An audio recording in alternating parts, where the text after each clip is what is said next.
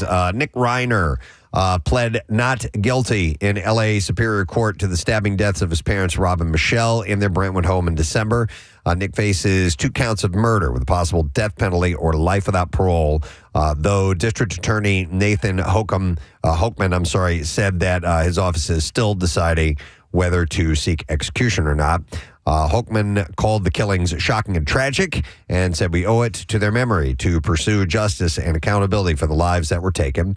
Reiner, now represented by Deputy Public Defender Kimberly Green, is being held without bail. A preliminary hearing may be delayed due to the volume of evidence. Yeah, his siblings had been paying for his defense team, and they stopped doing that.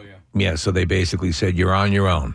Nick was arrested in December following Rob and Michelle's deaths, and yesterday's arraignment is his 3rd appearance in court since his parents' deaths last year. It's still crazy when you think about, I remember the day after that story hit, I think, what in the F? It was incomprehensible. Yeah, I know. Yep. A GoFundMe created in honor of Eric Dane has been verified by GoFundMe after briefly being placed under review as donations for his daughter surpass $300,000. The fundraiser, launched after the Grey's Anatomy and Euphoria star died following a battle of ALS, was organized by family, friends, and to support Dane's surviving daughters, Billy and Georgia, after he was left with high medical bills.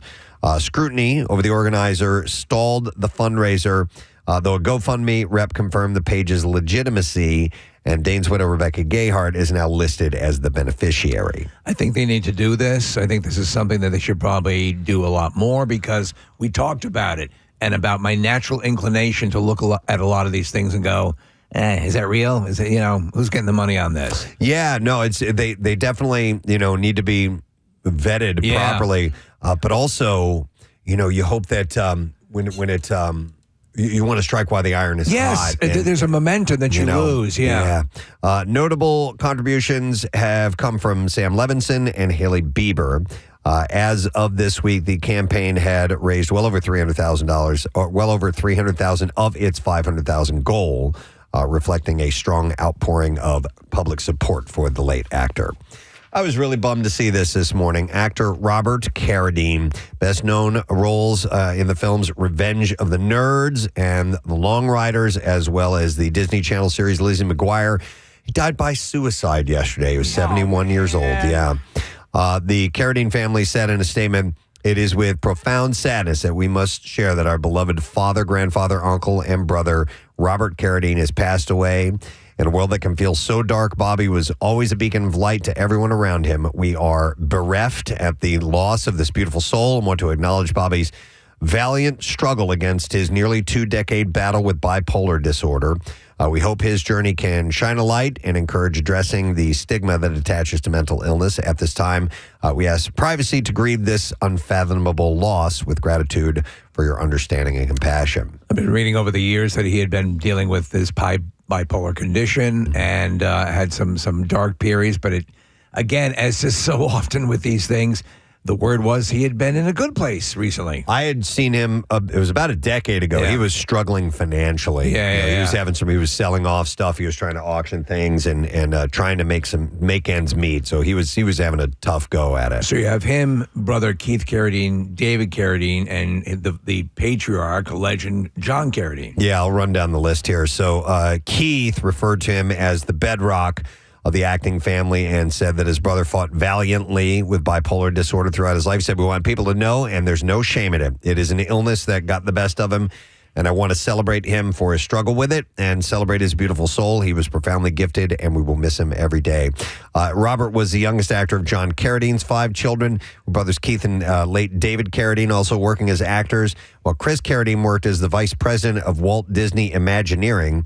Robert made his film debut in the 1972 film The Cowboys alongside the legend John Wayne. You and I are big fans of that movie. I love that movie. You guys familiar with that movie? No. It's basically where they hire kids, John Wayne, to move cattle. Yeah, they couldn't find any workers. All the workers had gone elsewhere. I forgot what was going on in the film, and John Wayne and he comes to town. And he's like, I got to hire people. So he rounds up all these kids. And their parents okay it, and he takes them on a cattle drive. And it's a great story. It is. He also starred alongside David and Keith Carradine in The Long Riders.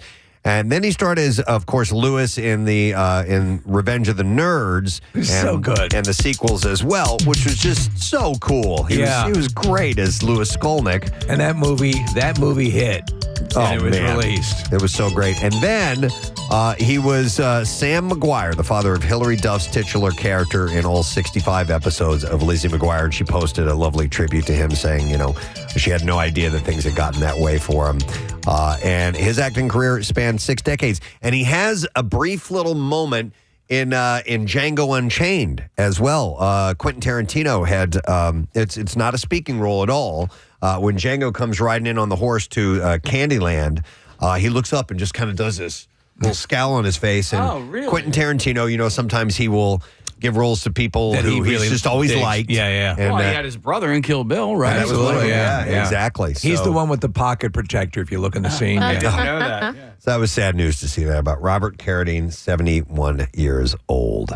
On some lighter entertainment story news, with this year's Met Gala months away, Vogue has revealed the dress code. Yeah! It's fashion is art. No. Tying into the exhibit theme, costume art, which explores the centrality of the dressed body. Do you think somebody will have one of those, it's like a Mona Lisa thing where you just stick your head through? Yeah, absolutely. Yeah. Definitely. Or that looks like a license photo. The magazine says the dress code will be encouraging those to attend the gala to think about all the ways that designers use bodies as a blank canvas. Bullshit. Curator Andrew Bolton adds, what connects every curatorial department is fashion or the dressed body. The abstract theme promises bold interpretations on the red carpet when the gala returns May 4th at the Metropolitan Museum of Art. How many curatorial departments do we have here? Oh, there's only 3. There's only 3? We really got to expand on that.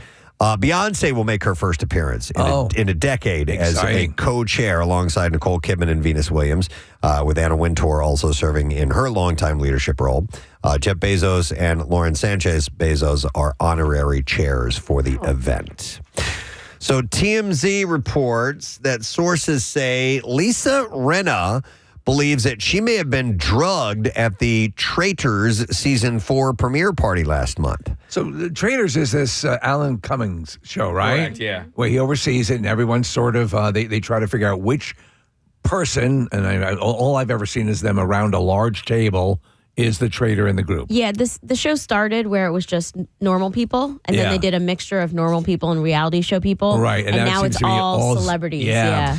Although they were at odds on the show, it was Colton Underwood who first noticed that Rinna was completely inebriated at the party, even though she hadn't had that much to drink. Underwood notified Rinna's team, who then escorted her from the party. No word on whether the police were contacted or if Rinna went to the hospital. And as of right now, she hasn't responded to media requests on the matter. So don't know if it actually happened or not, but that's what some I are wonder how thinking. long something like that would stay in your system. Yeah. If you were roofied, if you were drugged, how long would they be able Hours. To detect Yeah. it? Yeah. Are you talking about being able to detect it to or detect feeling it in the... your system? Yeah, I wonder. I wonder if it lingers for, like 24 hours or whatever. Or at least, I mean, they can dive deep into your, blood chemistry. Yeah, do not We should know. try it. Roofie me and then see how long you can Okay, keep it. all right. Yeah, we'll bring in a medical expert, and then every hour I don't feel so good. we'll do a blood draw on you. My lips are big like Lisa Rinna's. What did you do? Steve, your lips are gigantic. Oh, you Lisa Rinna'd me. Zachary Ty Bryan has learned his fate. The former child star of Home Improvement was sentenced yesterday to 16 months in jail. Good. Stemming from a 2024 DUI arrest. Zachary be tie-tie. Bryan pleaded guilty while admitting in court to 2 previous DUI arrests. I think you should have more. I mean, this guy has been a recidivist, abusive woman beater. And by the way, this DUI was back from 2024. It took this long to get around to have him sentenced. Okay. Well, he's Zachary Ty Bryan. Oh, okay. Yeah. Major player in the industry. The end result, probation was denied, and Bryan was sentenced to 16 months in county jail with a credit of 57 days served. After his sentence is up, he'll have to face out-of-county warrants as well. So he's got other things going on. Do you know what's funny? If you look at his, or at least interesting, his TV and movie credits outside of Home Improvement, he's usually playing a dick. Yeah? He's usually playing an He's good at abusive that. dick. Yeah. I was just looking at his photo. I was like, wow, he just looks like every bro from the 90s. He does, yeah. All right, so Kelly Osbourne has had enough of body shamers. Yesterday, she shared a social media post aimed at commenters on her physical appearance. She said, literally can't believe how disgusting some human beings truly are. No one deserves this sort of abuse. She wrote this alongside a screenshot of a comment describing the star as too thin and fragile and comparing her image to a dead body. Osbourne has been periodically fighting back against similar I'd be complimented by that. sentiments. Wow, you look like a great corpse. Thank you. A nice Thank thin you corpse. for noticing. So similar sentiments since comments started popping up online after the death of Ozzy All right. back in July. I'm going to be honest here. I've seen a lot of pictures of her where I'm like, that does not look good. Well, it doesn't look healthy. It does not look healthy. You know. And I mean, she's very gaunt. They've said the same thing about Ryan Seacrest, who they think might have Ozempic'd up. There's just too much. You know, when you get definition in your face, that's it's a bad sign. So when the cheeks start to look hollow. Hollow, yeah. That's that can be I don't know, man. But I mean, As somebody who spent her whole life in the public eye with Yeah. body image issues, like, Totally. this Yeah. can't be helping. yeah, No, exactly. no. And Yeah. she's also coming out over the death of her father. Yeah, I mean, you need to come on, man. I mean, even if you look at it and you see, Say it behind her you- back. Say it live on the radio. Yeah, You know, say No, but I mean- put it in behind her writing. back. But I mean, there's no need to on a post go No, off no. on something or tell someone how bad they look It's or, not gonna or help. whatever. You know, you can be concerned, but yeah, I don't know, man. All right, Sydney Sweeney. She's officially cut business ties with ex-fiance Jonathan Davino, letting her keep their shared production company. Sources told TMZ that Sydney reportedly paid him out to secure full control, and now she's launching a new production entity under the same name, 50/50 Films. She was considering Davino as a Dick Productions. That would have been too on the money. The actress in Davino previously produced her films Anyone But You and Immaculate under the shared banner. I like that Anyone But You with Glenn Powell. It's a cute rom-com. I didn't watch it, but I did watch Immaculate. I thought that was pretty It's good. Yeah. I mean, that's a. Did you watch it all the way to the end? yeah, it was an pretty interesting heavy-duty. concept. Yeah, I liked it. But insiders say the drama between the exes is far from over, revealing Davino was allegedly telling people that he's the reason behind her success. Sources close to Sydney shut down that narrative, suggesting Davino was actually using the Euphoria actress. And the Euphoria star has since filed new documents with 50/50 Films Incorporating, listing herself as CEO, CFO, and secretary. Any of you guys watch Euphoria, or is it just?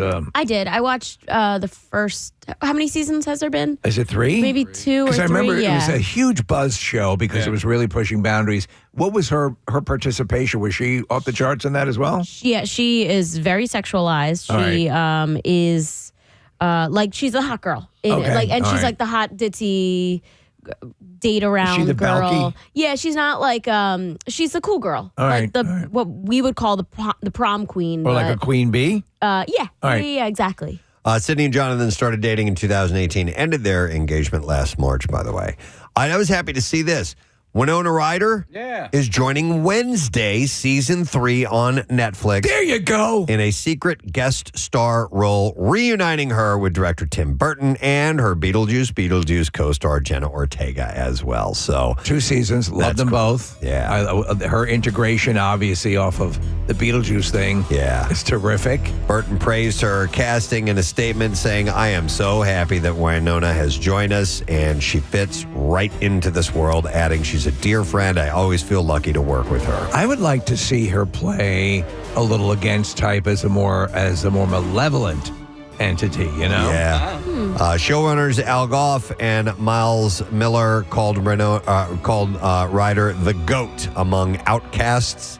and celebrated her legendary partnership with Burton, saying it defined some of the cinema's most unforgettable characters.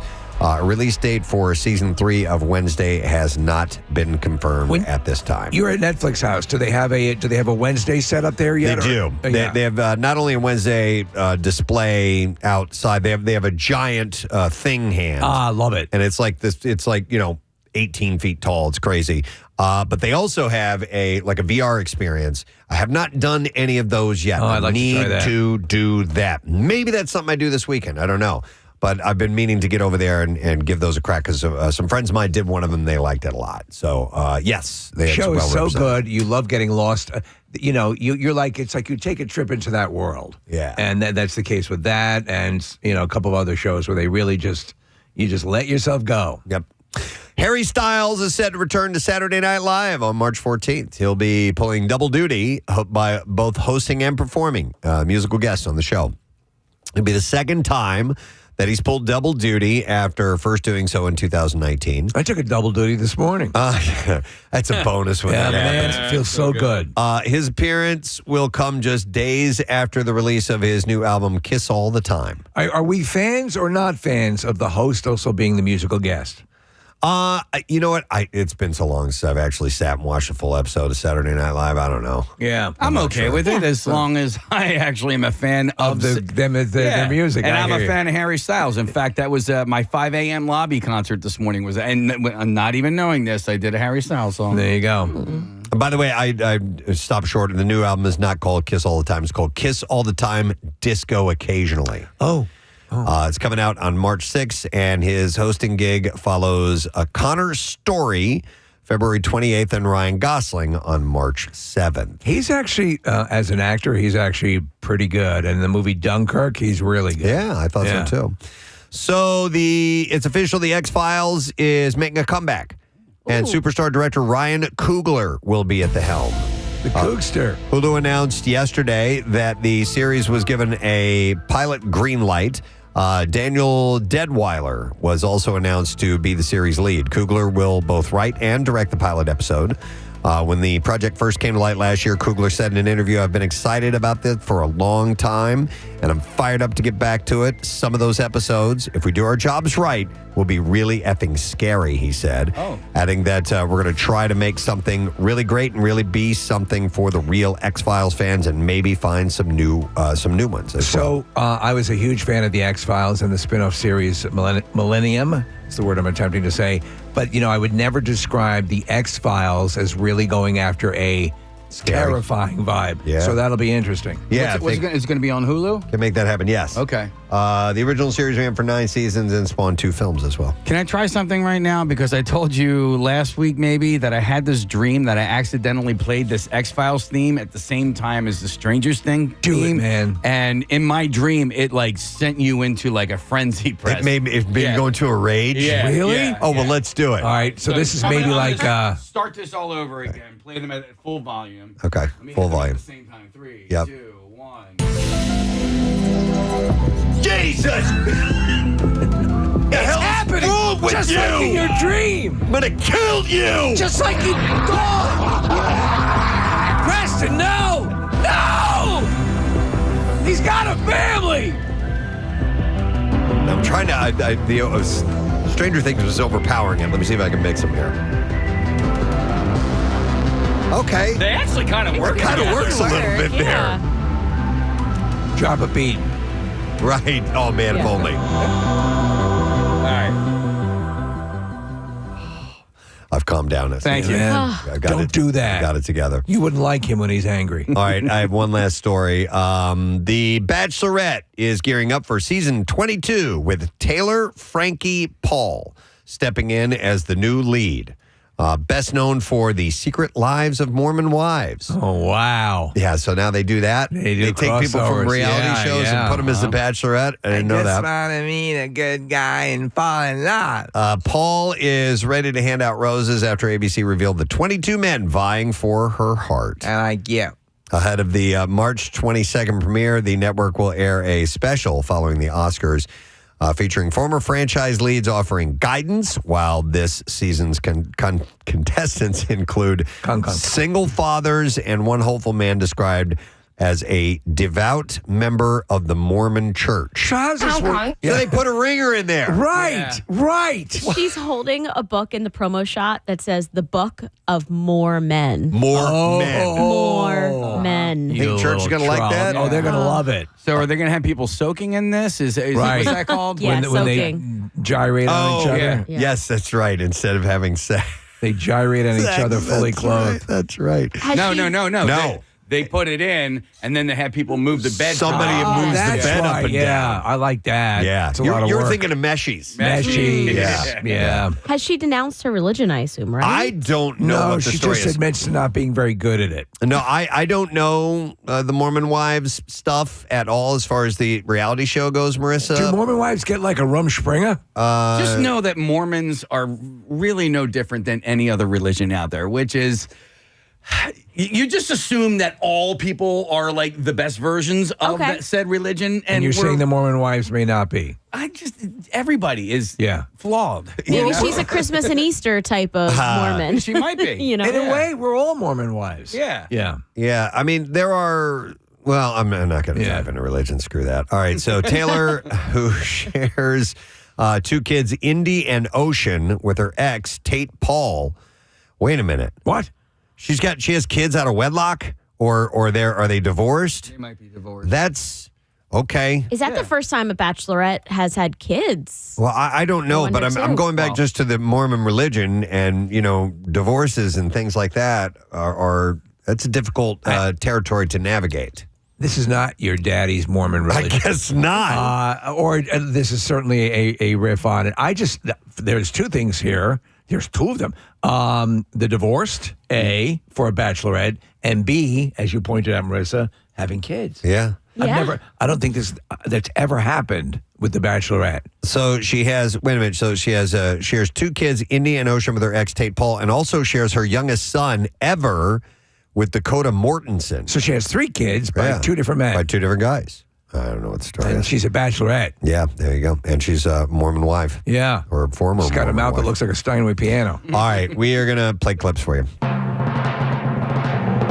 The complex criminal cases of Atlanta, Georgia calls for the complex mind of Will Trent. And here, Ramon Rodriguez discusses what it's like having a dog as a co-star. Well, she's got a stand-in, which is a stuffed dog. So we'll do a rehearsal of a scene. Let's say we have a scene with Betty, and we want Betty to be here. We'll do it first with the stuffed animal. Then when we're ready for her, we bring her in, and she does her thing. New episode of Will Trent airs tonight, 8 o'clock on ABC. I have never, they're pushing Will Trent. I haven't seen a push like this on right? Have you noticed this? Yeah. Commercials all the time for Will Trent. Oh, yeah? Like crazy. Okay. What's it about? So he's this guy who's kind of, I'm not going to say bipolar, but he is, he's a savant. He's monk-ish in his ability to solve crimes. Okay. But he's not as OCD or whatever. He's a good-looking guy. He's got a dog. My wife has complained often that they don't show the dog enough. That's basically the deal. Okay. Despite being dyslexic, he became a special agent in the Georgia Bureau of Investigation. So he's letting the criminals go and arresting the innocent people. Okay, he gets it backwards. Yeah. All right, here's our next clip. A brilliant Boston surgeon relocates to a small Maine fishing village in Best Medicine. Here, Josh Charles details his switch from roles in drama to comedy. I've done comedy in the past, but of late I've done a lot more sort of heavier fare. And so this was part of a desire to want to live in some lighter air, sort of an escape from sort of our current sort of world that we're living in. And I think that is kind of the charm of this show. No, thanks. New episode of Best Medicine airs tonight, 8 p.m., and that's on Fox. All right, and there you go, your entertainment report for today. All right, we have some stuff going on today, including musician Matisyahu joining us.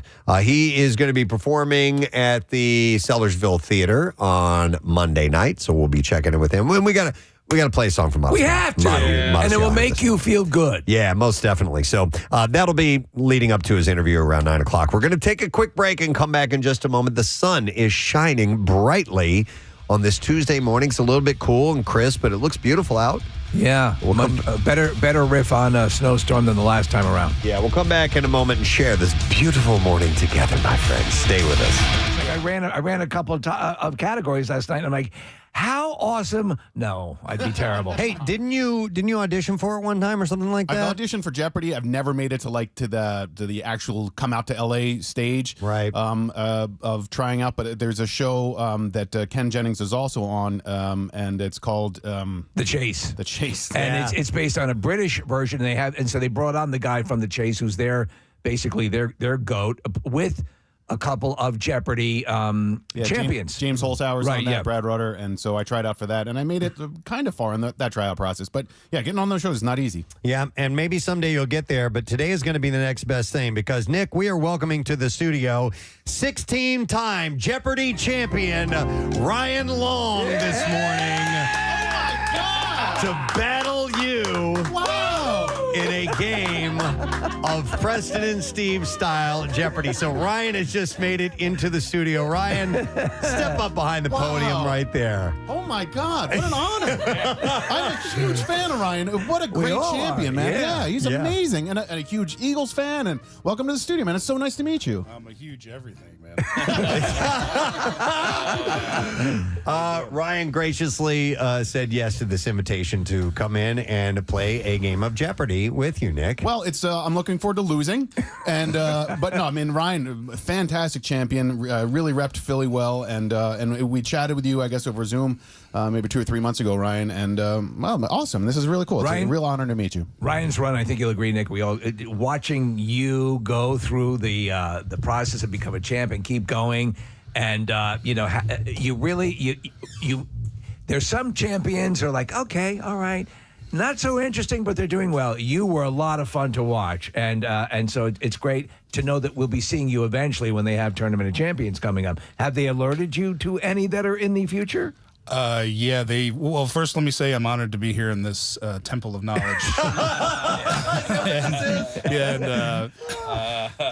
The Tournament of Champions, we go back in September, and it'll air in November. Excellent. All right. And you know what? We'll talk. He's part of the Pantheon. We'll talk a little bit more about Jeopardy, but I think we need to play the game. I think we do. So here's what we're going to do. I'm going to move to the other side of the studio. Marissa has made a Jeopardy board, and I'll give you the rundown of how this is going to work out. But I got to make the move. I'll describe you walking over. Preston's now walking past Casey. He's now rounding the corner. He's now behind me. He's now behind Kathy, and he's walking over to the other side of the room. And Marissa's bringing in the game board, which looks quite nice. And Preston is all plugged in. I'm ready.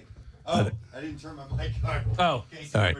Okay, yeah. Okay. All right, there we go. This All is right. just like being back in the studio. And though the production value is Sure. exactly the same. Exactly. If the studio was in a kindercare.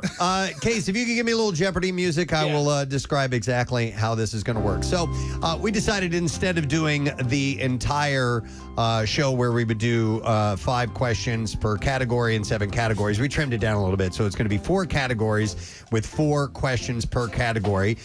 The numbers are going to stay similar to that in that the easier ones will be 100 followed by 200, 300, and then 400 and so on. And we'll play the regular Jeopardy game. Now, I don't think we have any double Jeopardies on here. We forgot to do that. So it's just going to be straight trivia questions. But that's the kind of game that we would do. We would forget to do certain things. However, I assume people can watch us streaming live, right? Yes, we are streaming live on YouTube if you'd like to check this out. Our Jeopardy board is falling apart. If we could just get a piece of tape to put We're just working on it. All right, there we go. So the way this is going to work, and the little bit different than the regular Jeopardy, Ryan, is that we don't have the ability to hold off on your buzzers until the question is completed. Normally, I believe that's the way it works on the show. Until the host finishes asking or delivering the answer, you're kind of blocked out from buzzing in, right? Yeah, there's a light that pops up that I'm way too slow at.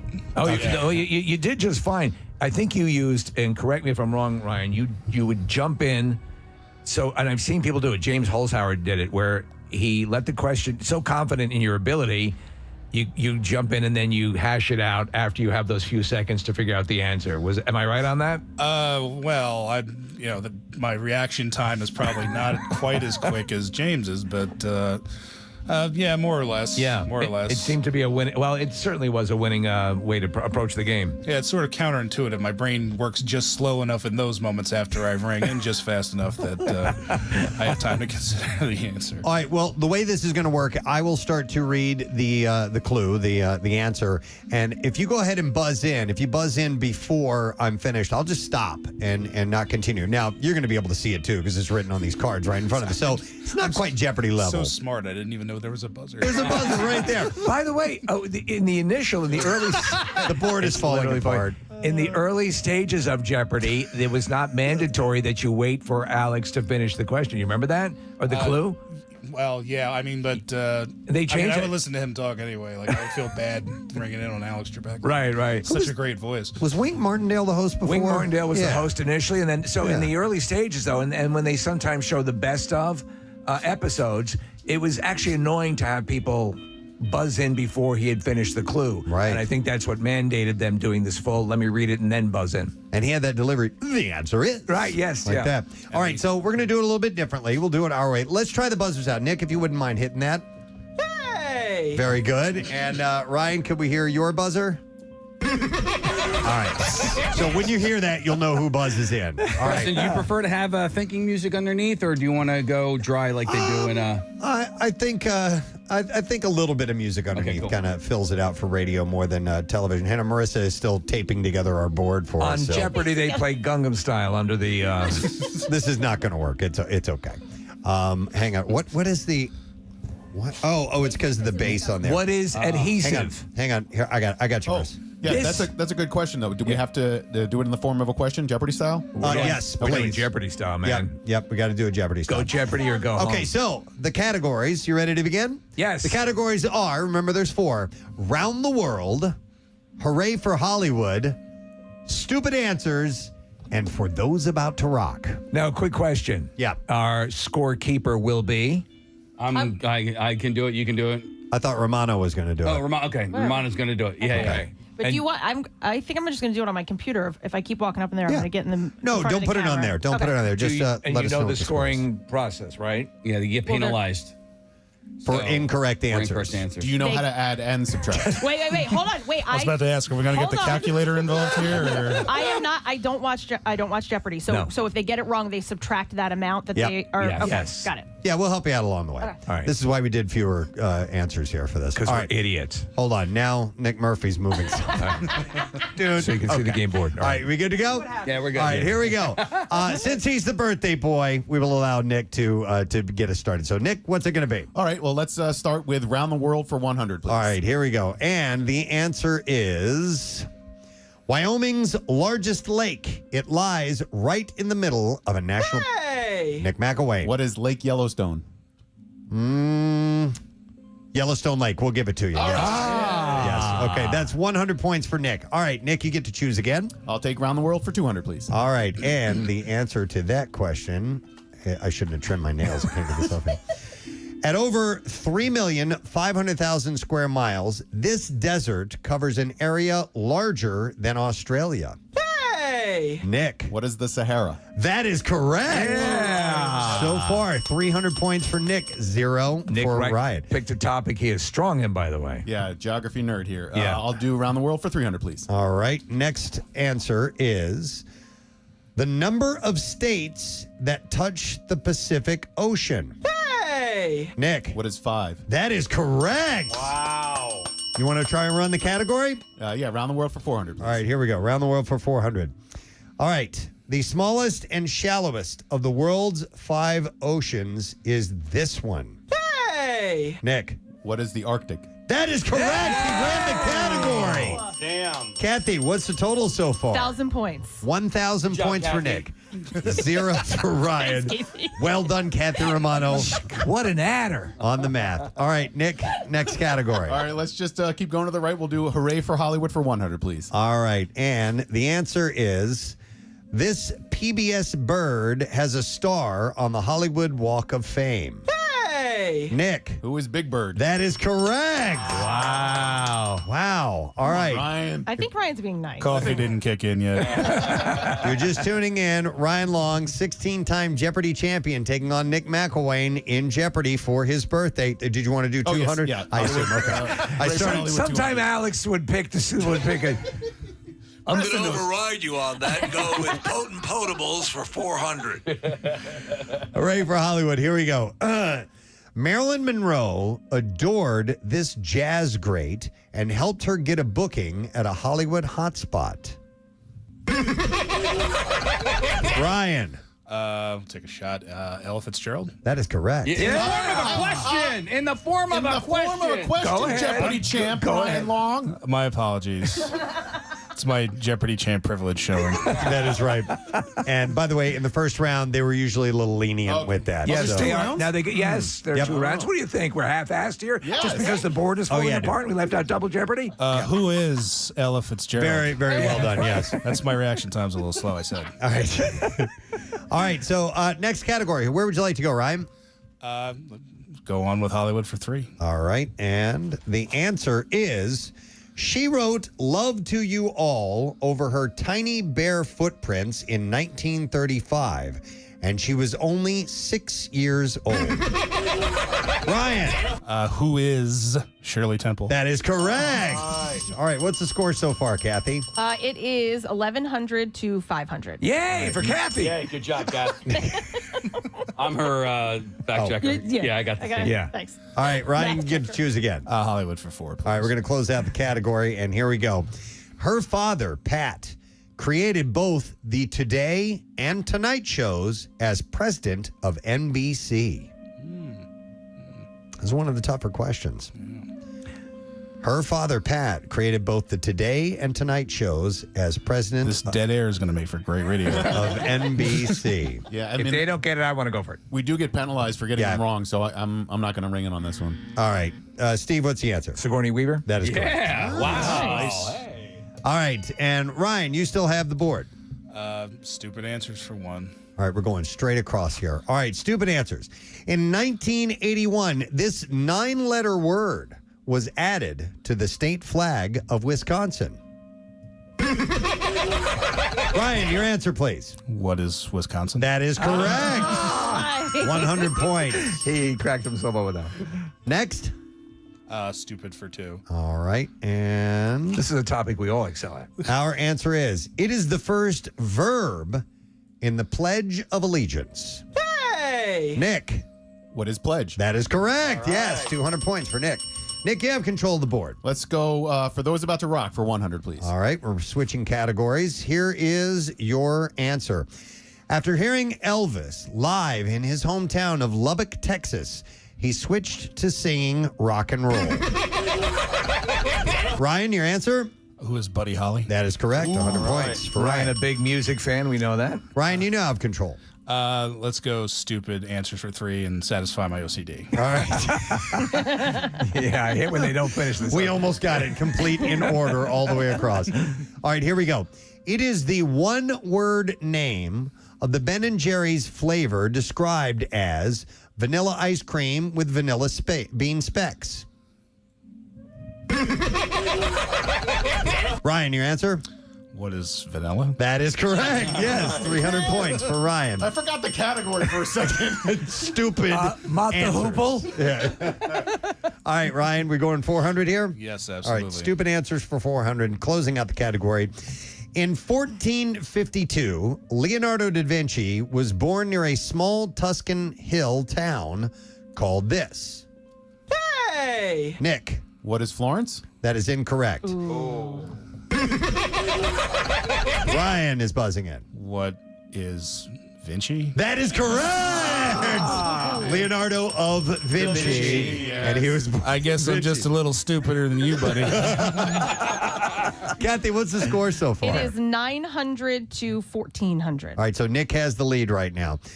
So where do we want to go in Those About to Rock? For those about to rock for 4. All right, 4. We're going to the bottom of the category. Ryan gets to choose. If you're just tuning in, Jeopardy champion Ryan Long facing off against Nick for his birthday. Here is the answer. At the concert for Bangladesh, George Harrison got this guitarist to chime in on While My Guitar Gently Weeps. We go to Nick. Who was Eric Clapton? That is correct. 400 points for Nick. Nick, you have control of the board. Your papers over there, Preston. Look at the top of these here on you can see they're coffee stained. Yeah. It's a rite of passage. Yep. No, I just I spilled on my music news and dude. Oh no, did you do it again? No, I didn't. No, I almost did. I hit the mug again. I hit it again. What is going on over here? It toppled a little bit, but no spillage. I was just going to point to you the mess that I made on my music news here, and I almost knocked the damn thing over again. So, Wait, didn't we have a? Jesus. We had a this many days to the last spill behind you. Yeah, we used to have that. Yeah, it's in the main air studio. Back up again? Yeah. Well, because you were doing so well for so long. I know. It wasn't worth updating it every day. Yeah, Pierre had some bad spills over the years. And I remember Nick knocking some stuff over, but the worst I ever encountered was at WDRE, and Sarah Clark, who hosted our morning show, one morning had she had a container of orange juice, like a quart. It might have been. Yeah, I don't remember. Larger. I don't remember the size of it, Yeah. but whatever it was, she had it in her hand, and she went to go shake it up. Oh no! And the top was loose on it. I've done that. And she goes, and she does it right over the mixing console, and it just boom, everything went into it. Oh man! And there was audio of it where all of a sudden you slowly start to hear this static comes in and destroys everything. Oh my God. Cool. All right, Yeah. so Ryan has come in here with the days without a coffee spill. I'm going to put a 0 there. There you go. Yeah. All right, so now Back up and running. now it's official. All right. But yeah, I remember that when that happened, and then after that took place at DRE, we had to broadcast from one of our production studios, and the studio was not made. Oh no. For live radio. Well, the air studio was bad enough. Yeah, exactly. So that was an interesting several days. So fortunately, not an incident as bad as that just now. But I have not spilled coffee in a little while. Well, so now I was due. Your music news is seasoned. It is. Yeah. It smells delightful with that It smells like morning. the Dunkin' ground that we have. It is a great smell. It smells like people coming in for the holidays, Preston. Exactly. Yeah. Hey, I wanted to point out something. Because I had yesterday had a positive experience, and I think too often we are quick to point out the negative experiences and not highlight the positive ones. And I tried to do something about it too. Okay, You're saying we need to accentuate the positive. I think we should. So last night, Caleb and I, my youngest, went to do a little ice cream road trip, and we were going to go to our neighborhood Dairy Queen, but. And by the way, this is funny, okay? So with the snow and everything yesterday, we were like, Caleb was like, I wonder if Dairy Queen's open. I'm like, why? You interested? Yeah, totally. I'm like, okay. I go, well, we could just call them and see if they're open. And Caleb goes, call them. And I didn't say anything. And I'm like, wow. Yeah. That's an old thing to do, is to call. Because if you go online, it's going to say that they're open because their regular operating hours are essentially what you're going to find online. They may not have updated that information. And they hadn't posted anything on social about it. Marissa, I saw your hands go up. Well, I was going to say larger businesses may not check them, but smaller businesses will post on social, or sometimes you can change your Google hours. Yeah, so they hadn't, and apparently in the last snowstorm, they had posted that they were closed, and this time there was no posting. So Kay was like, all right, maybe they're open. And so I called. I actually picked up the phone. That's what I do. Found their phone number. And That's I what I called them. do. And it went to a voicemail. I'm like, okay, they're either not open, or maybe they're busy, or maybe they don't answer their phone and they let it go straight to voicemail. So we drove over. Dairy Queen. We drove over there. They were closed. I was like, okay. So the phone call they would have answered had they been operating. But the reaction on Caleb's face was just cracking me up. I'm like, what? Call? Did you do the 2 fingers too? And they were like, what is that I action? did not. No. I just said we could call them. So, yeah, they wouldn't know what that means, Marissa. You're right. So, anyway, we detoured over to McDonald's, because McDonald's has ice cream, too. They do. And we pull up, and we're just ordering a shake and a cone. And And so you go at McDonald's, you go through 2 windows. You pay at the first one, then you pick up your food at the second one. And we go to the first one, and it's a nice teenage kid. This young African-American guy was very pleasant and was like, hey, man, make sure you have a great night tonight. And I just appreciated that so much. And I turned to Kay as we were driving on to the next window. I'm like, I like that. I'm like, I like that when somebody says that. And that was really nice as a young kid and probably doesn't, it's not, manners are not ingrained in people a lot of times. He must have recognized me from No, not that at all. I think it was trained properly, and I thought that was really cool. He was just a nice kid, and I'm like, it left me with a positive experience. And I go to the next one, and there's this other teenager, and he brings out the ice cream cone. And by the way, it was like he made it bigger than normal, which I was like, wow, okay. I guess he does. That ain't no 200 calories. He right knows there. who I am. So anyway, I'll play along. No, he hands me the ice cream cone first, and I take it, and I take a bite of it, and I'm sitting there eating it, and he's like, oh, I have the shake. He's like, I probably should have given you the shake first. I'm like, no, I wanted my ice cream first. Thank you very much. And then I hand it over, and he looks at me. I go, thanks, bro. I go, wow, that's big. And he looks at me and goes, hey, man, I made that for you. And he pointed at me and kind of smiled and did a wink thing. And I was like, it was personable. It was fun. This is a teenager who's working, a job. And both of them I experienced it at both drive-through windows were just really nice. And I'm like, you know what? As soon as I get home, I'm going to reach out to the restaurant and let them know. Did you? That I had a good experience and that these are teenagers and you guys are training them right and they're probably good kids anyway and kudos to you, to management. And I was going to say, please let them know. Yeah. Tell these 2 kids specifically that handling themselves like that is going to only benefit them down the road. It's going to, teach them, interaction and being cordial and all this. Yeah. And so I go home and I go on the McDonald's website, and I try to find the Harleysville McDonald's. I just want to send a message to the manager, and that's it. And the hoops you have to jump through just to try to reach out, and it's only going to corporate. Yeah. And I'm like, I want to just reach out to the actual manager or somebody. I don't want to talk to the man. I don't want to post something on Facebook or Instagram. I just want to talk to him and say, hey, they're doing a good job. Please let them know this. You know what I mean? No, absolutely. And I was a little put off by it because there was too many hoops to jump through, and I bailed on it. Well, if you're motivated enough, the next time you're in, ask to see the manager and say, I don't know if this means anything, but I was here, the other night, and your people working the drive-thru were exemplary. I don't go to McDonald's often, though. I go to out of convenience. If I happen to be going by and I'm hungry and that's the place to go, and Dairy Queen is closed, whatever. But I wanted to say, hey, at 7:50 on February 23rd, I stop by because I want those specific kids. You want them to know. I want them to receive the message. How would I was you a little put off by it. I wasn't angry or anything, but how would you get word directly to bypass the corporate mechanism? I know I would have to go there. Yeah. I think is the best way to do it, and that's. But I wanted it. I wanted to not forget, the information of when I was there and who I had spoken to and so on. But anyhow. I mean, they were working on a night that traditionally a lot of places may have closed down. Yeah. There they were slogging away. So I decided to handling some hoity-toity celebrity. I decided to do what most people would do, which is to go on their morning radio program and to say it and share that information. But no, I'll have to stop by or something like that. But I would like to have been able to just send an email to the actual restaurant, that restaurant right there, and say, hey, here you go. So, but anyhow,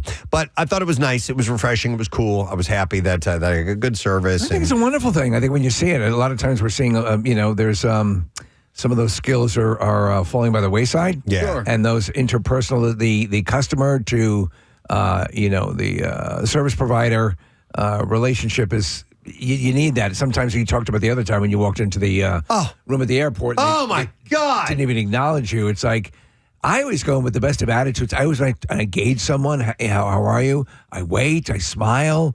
It's always part of the deal. And when you're met with a sort of a brick wall response, it's like, Did I talk about the baggage thing on the air? Or You was that did. off It air? was the room of lost things. Yeah. Yeah. Okay. Yeah. Hey, here's the suggestion. Somebody said check the receipt if you got one last night. I know you had ice cream in your hands because there might be a franchise phone number or website on there. I didn't get the receipt. All right. Son of a bitch. Well, you dropped the ball on that, mister. It's my fault, right? But anyway, I just wanted to share that. It was a good thing. And you should do it too. In your daily travails, if you come across someone providing great service, especially a young person who's just starting out in life, set them off in the right way and give them some good feedback.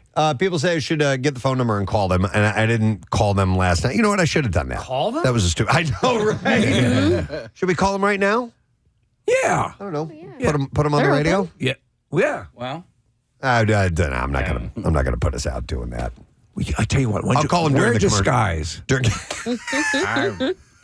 May I help you, Rabbi? Yes, I was here the other night and I saw two fine young men. I'll call him during a break or something like that. Yeah. Although probably calling during the morning rush, not a good idea. Well, I doubt the same people are working. No, Yeah. but if I can speak to a manager, they can Right, get word to him. So maybe I'll do that after we're done. The manager turns out to be a complete dick. Yeah. What do you want? It's the breakfast rush. Yeah, they're great. Are we done now?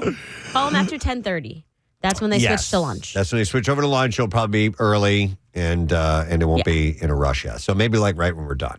Okay, I'll give them a call. hey, did you get the? I mean, I know you got the ice cream cone, but did Caleb get the Shamrock? Not shake? the Shamrock Shake. I was surprised. They went with vanilla.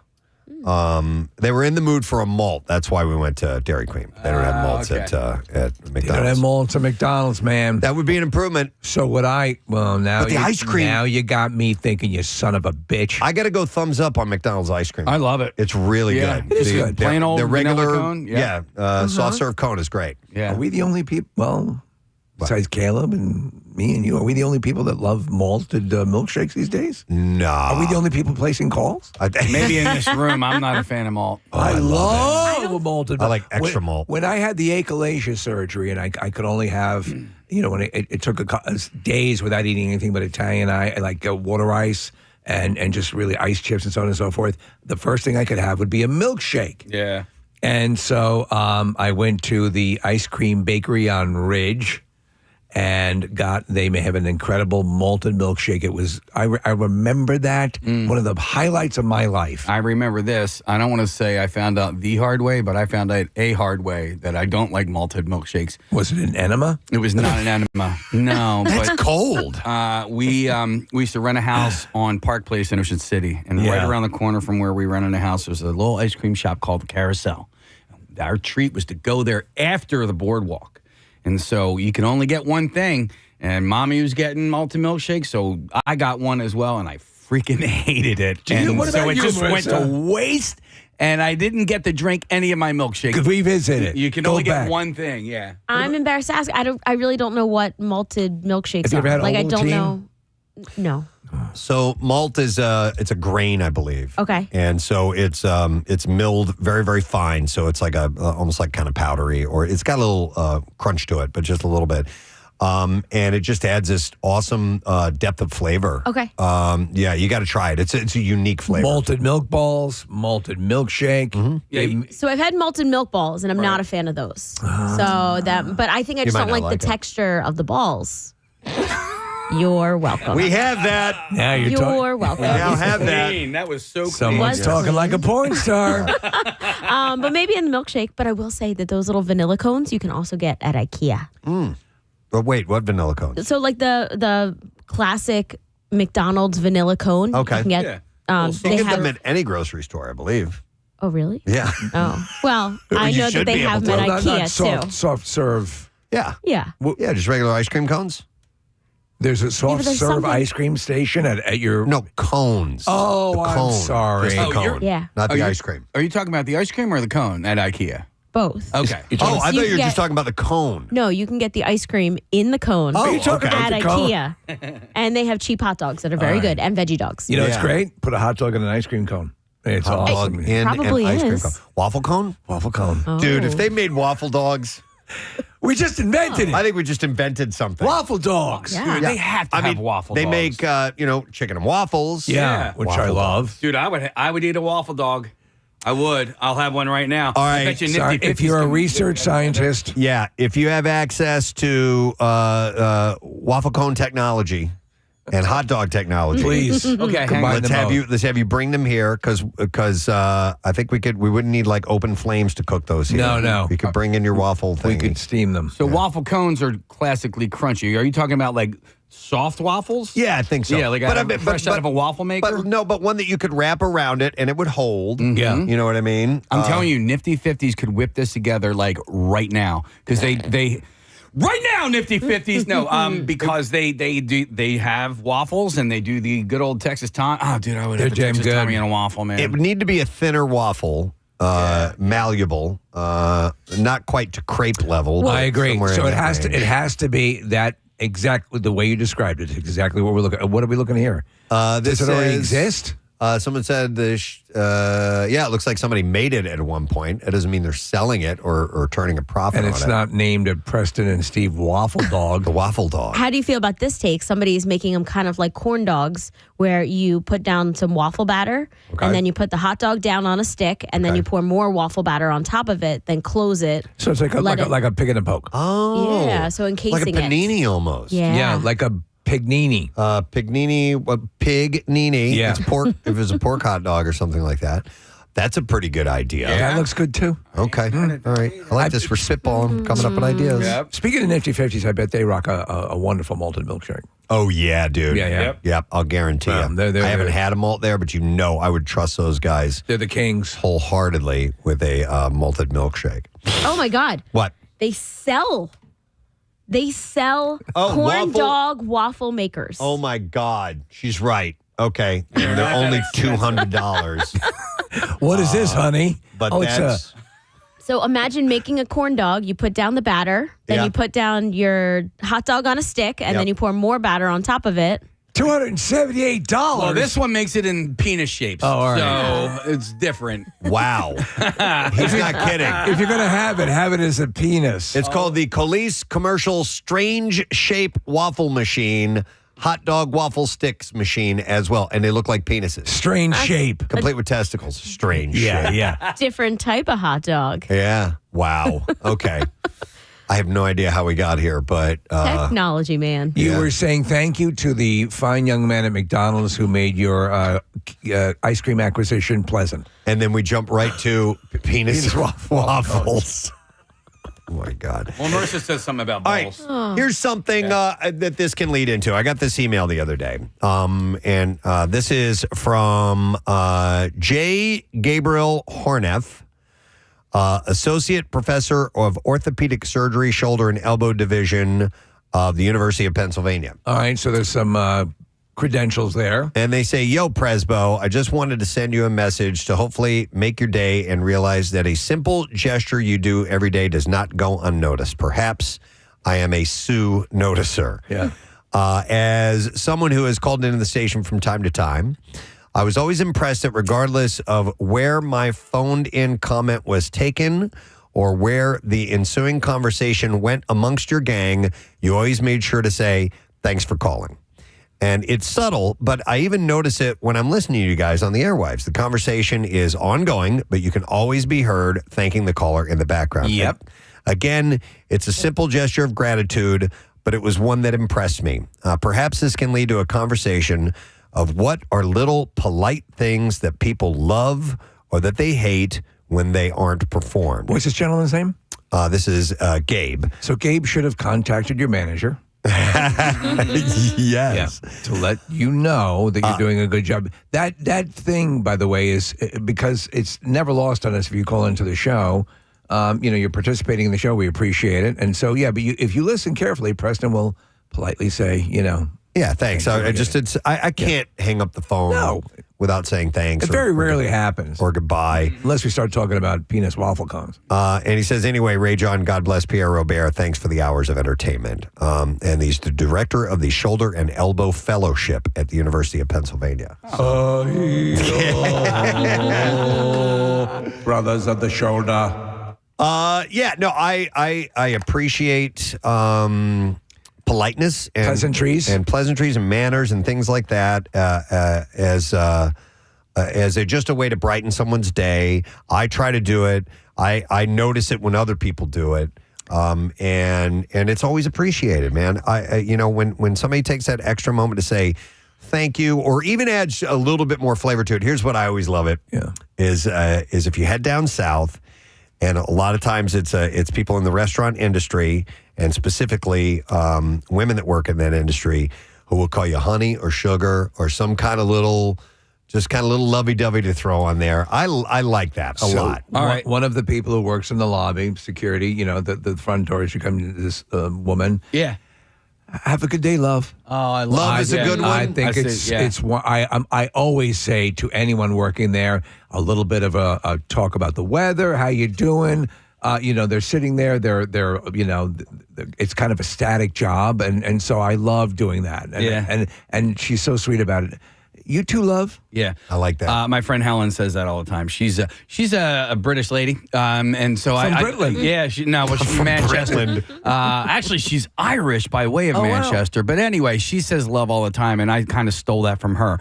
But you do have to sort of be careful because take it easy.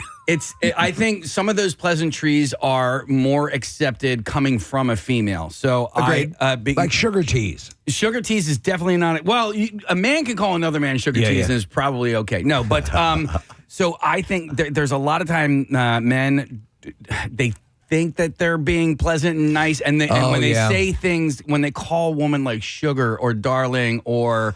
Well, yeah, that's sweetie. Yep. Yeah, it's not accepted. Sometimes it can just be received differently. Okay, so yes, I didn't mean to intend to go there, but like I said, it was usually a female telling a male thing that I appreciated. Yeah.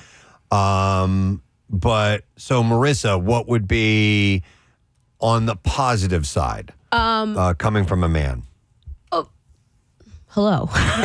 No, I don't know. I think it depends. It depends on your delivery. It depends what's following it. Yeah. The whole situation, and sometimes whether you're just capturing somebody, because sometimes I take offense when somebody says "ma'am," but then a lot of people don't take offense to that. So Rochelle uses "ma'am" regularly for people as a sign of respect. Yeah. But some people take it as sass. You know what I mean? I don't take it as sass. I take it as you are looking at me as your elder. Mm-hmm. What if it's coming from a teenager? That's what I mean, ma'am. And I'm like, oh man, he called me. But you're man. I know, but don't point it out. You're not offended by that, right? Not offended, but I'm hurt by it. Like I don't want to be so called old. ma'am. Well, I mean, at a certain point, you need to come to terms with the fact that you're of ma'am age. You can say Miss, Ms. It's a little more respectful in a different way. But you're older than me. You're asking me how I'm offended by it. I'm offended. I'm trying but the next person isn't offended by it, and that's the thing. There's like no complete answer. But Preston, back to what you're saying, because I like the positivity. I was just having this conversation with a friend, and it's literally just acknowledging people's existence. That's it. Oh, yeah. If you bump into them, throw an excuse me, throw a hand up. If you're like waving by, well, I try to do it like throw hands. Want to brawl? No, it's like if you pass by somebody on the street, I always say excuse me, even if I'm just buzzing by them, just to acknowledge like, yeah, you're walking slow, but excuse me, I'm going to pass by you. I will always, if I've been out hiking or even on the street, hi, or I'll nod. Yes. Hey, I'll do a little quick pleasantry. You don't have to do the full thing. I like to do it. A lot of times people will walk by, and even after doing something, if we're out on like a path and we're the only two people and they're walking one way and I'm walking the other way, good afternoon. And a lot of times people won't respond at all. But people do enough that it keeps you encouraged. By the way, here's a completely different. This is a non-verbal. Somebody texted and it says, when I flick my lights off and on to an 18-wheeler in the left lane, let them know that they can come over, and they don't flicker the running lights to thank me. It irks me. Well, a lot of people may be unaware of that, by the way, is that's the protocol. Yeah. If a truck is looking to get over, and they'll do it likewise for you. Yes, they will. If you're looking to pass or whatever, and the response is to flash your lights. I'm guilty of not doing the Jeep wave. Oh, and not intentionally. It just I never caught on to it. Yeah, and here's the thing. I think that it's wavering a little bit now. I think too many people bought Jeeps. Okay. because I will throw it up there every now and then, and I don't get a response. I'm like, screw you, man. But Is it a special type of wave? No, you just raise your hand up. Yeah. But it's a Jeep drivers do that. Just if your hand's on the steering wheel, you can throw a couple fingers up like that or whatever. It's 2 fingers, and you'll sometimes see on the mirrors.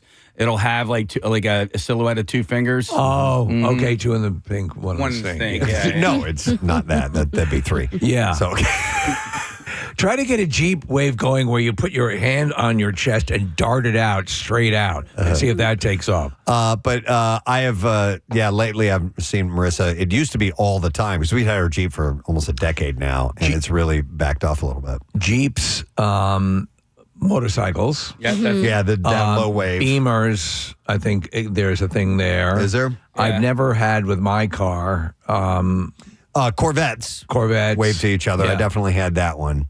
But I think there's so many Jeeps out now that either people have not done it or there's like the Jeep flatbed hybrid thing. Oh, the Gladiator. Is that what that is? Yeah. I don't know if that counts. You know what, man? I feel like I did because my neighbor down the street has a Gladiator, and I gave him a Jeep wave, and I told another Jeep owner that and they're like, "Oh, you don't do that to the Gladiator." I'm unfamiliar with the Gladiator. What is that? It's a pickup truck Jeep. Oh, okay. Yeah, all right. And that's the actual brand name or the design? That's the Gladiator. Oh, okay. Yeah. Well, then, and Liberties and Cherokees, are you doing them too? They're definitely not. Those part are of it. Jeeps. Okay. Yeah. Yeah. Hang on a second. I want to go to Dave. He wants to point out something that people do as a pleasantry that he loves. Hey, Dave, you're on the air. Good morning, bud. Hey, morning, guys. Love you all so much. Thank you, brother. Yeah, and I appreciate you. And that's the thing. Someone has said to me before, mostly like in work settings, instead of like thank you when I've done something, they say I appreciate you. Mm-hmm. And I just felt it landed different, so I started doing it. It's like customer service, or like it's some cable guy on the phone or whatever, and it almost disarms them in a way. Like they really stop. Like if somebody's making an appointment for you, because thank you is one thing, but at the end of the call, I say, "Hey, I appreciate you." They really it just sort of lands nice. Right. No, I've heard a lot of people adopt it. I kind of feel differently. I never mind when someone says I appreciate you.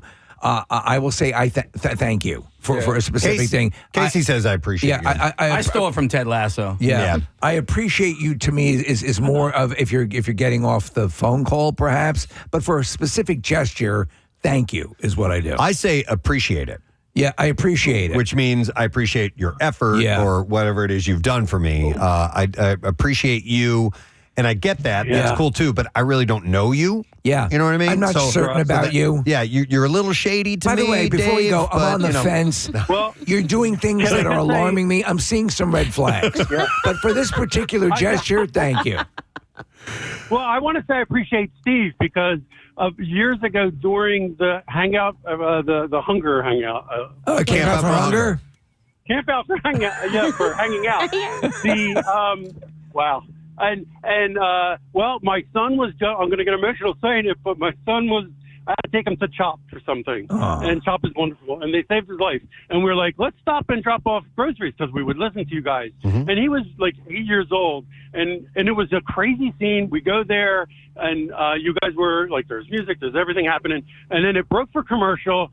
And we said, hey, we saw Steve. We were like, hey, Steve. And somebody grabbed him. Like, I guess there's a lot of, stuff you have to do, and people had to tell him something. And I go, okay, they're busy. And I started to turn around, and he goes, hey, over here. And you called us over. And you were saying, you ignored the person that was probably telling you what was going to be coming up next. And you took a picture with us, and it made his day. You have no idea what people are going through, right? And so I appreciate you. No, I appreciate that. That's very kind of you to say that. And it means the world that you would come down from something that was so traumatic and donate food. So when you say, I think you have the weight behind your appreciation, and I get it. But listen, if what you're doing or however you say it, you're making people feel good, that's basically Preston's point. How's your son doing, by the way? He's fabulous. He's strong. He's applying for police forces now. Wow. That's awesome, man. Yeah, so he's doing really well. But and it all turned around because Steve said hi. Well, we appreciate you. All right. Hey, Dave, I'm going to try. Dave, I'm going to try something new. Okay, ma'am. As I sign off, Dave, suck it.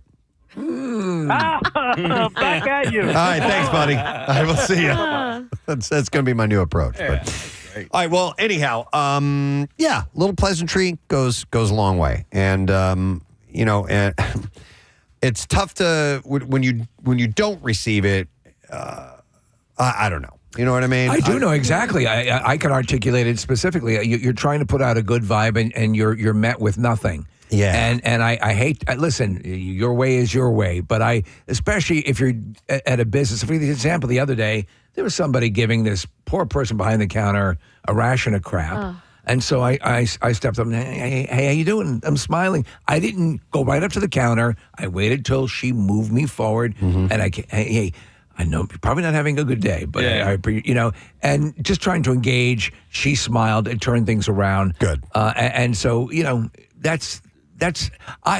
you were so moved by this interaction with these two people at McDonald's, and look where this whole conversation. It does mean something. So if you at your job, and you're a person, maybe your first, second job, or you're working in a place where you're interacting with the public, realize that you can set someone off in a good way, and also you as the customer can make someone's day if they've been having a bad one. Yeah. It's all reciprocal. And by the way, and also when it comes to a workplace, I will, if I get poor interaction or customer service, I'm not saying people going out of your way, but if it turns out to be rude or flippant or they kind of blow you off, I won't go there again. No, you'll come back later that night and torch the place. Yeah, if I have you'll do the Goodfellas stuff thing. to make a Molotov cocktail with, you never know. You'll do it, yeah. All right, well, anyhow, here's your shake. Thanks for letting me share. All right, we do need to take a break because we've got some bizarre file stories that are on the way. A little later on this morning, a man of positivity, Mr. Matisyahu, yes, will be joining us, and he's going to be performing at the Sellersville Theater on Monday. We'll be right back. Stay with us. Preston and Steve's Cardboard Classic is back Friday, March 6th at Montage Mountain.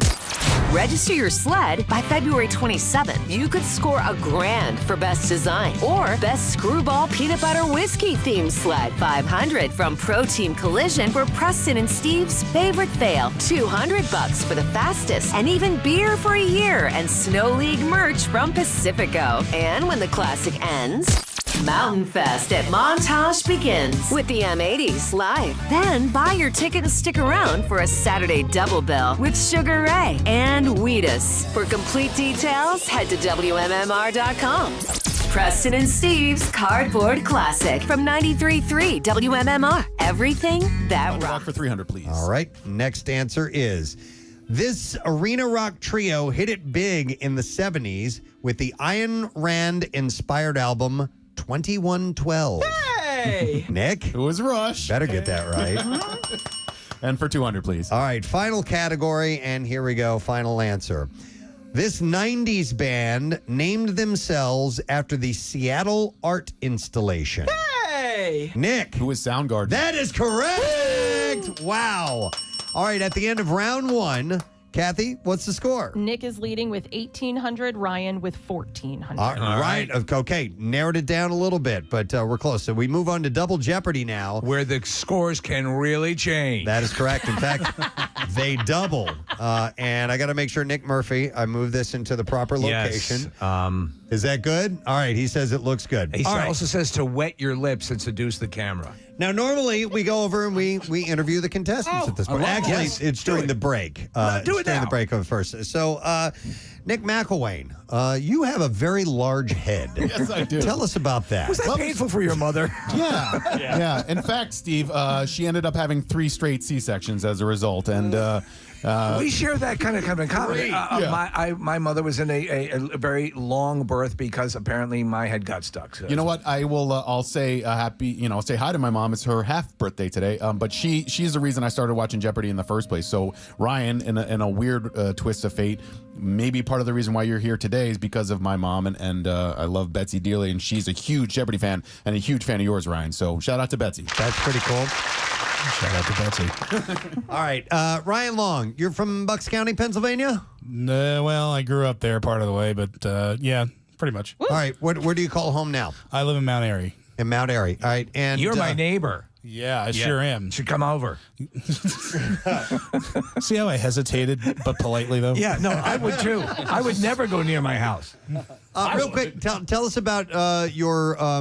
Nick went and auditioned for Jeopardy. Tell us about the steps that you went through to eventually make it on the show. Oh, well, yeah, I auditioned, and this is, I guess, are they doing it in person now? You start online, the online process, and it used to be different than it is now. Yeah, no. Well, I took the online, and then I did a Zoom interview, and then I just, sat on my ass for a year and a half. A year and a half? Year and a half? So when about 14 months. Yeah. It was wild for a bit, Ryan, because the only pool of contestants they were pulling from were in the Los Angeles area. We're right there. During COVID, they weren't bringing people or making people travel, and now it's opened up again. And you very often now find people from Philadelphia in this area on Jeopardy. Yeah, well, I mean, I guess we are very good at hiding our smarts. So. I think there's a lady on Monday that's from Philly as well. Yes. I think I saw something on Action News last night or the day before. So we're going to have another Philly contestant representing Philly on Jeopardy next week. Nice. All right, well, By the way, Preston, you're doing a great job. Thank you. You're doing an excellent job, and Kathy, as scorekeeper, is doing a phenomenal job as well. Thank you. She is. And Casey, as fact checker to the scorekeeper, Yes. is doing a great job. I think we stayed away from any pronunciations where I might need to use a dialect, which is always one of Alex's great skills. When he would pronounce something, no matter what language or what dialect it was, he would make sure that he rolled his R's when it was necessary and so on. You'll just sound like Borat. I will. Let's begin. To watch the ladies make water. All right, so let's get started. Casey, give me some music here as we head into round number 2. Give me like the Jeopardy theme. Something a little more upbeat. Because we're going to. All right, so the categories for round 2 are. Thank you. I know. Worked really hard on that. Cinespeak, Do a 180, All in Our Heads and Textbooks, and Fuzzy Friends. Fuzzy Friend. Those are the categories. All right, so the way it usually works is whoever leads has control of the board, I believe. No, whoever's losing has control of the board, I believe. Ryan, you get to He gets to spin the wheel. All right, Ryan, where are we going to go? Jesus. For Fuzzy Friends for 400. Fuzzy Friends for 400. All right, now we're taking a different approach. We're going to bounce around the board a little bit here. All right, so the answer is, when faced with danger, certain ducks, snakes, and mammals do this, also called thanatosis. Ryan, what's the answer? What is Playing Dead? That is correct. So 400 points for Ryan. Next, please. All in Our Heads and Textbooks for 2, please. All right. And that answer is, an infant might exhibit this type of anxiety when they are taken away from someone to whom they have a strong attachment. An infant might exhibit this type of anxiety when taken away from someone to whom. Yes, Nick. What is separation anxiety? That is correct. Nice. 200 points for Nick. All right, Nick, you have control of the board. Let's do Fuzzy Friends for 2, please. All right, and that answer is, the two-toed one of these can live. Nick? What is the sloth? That is correct.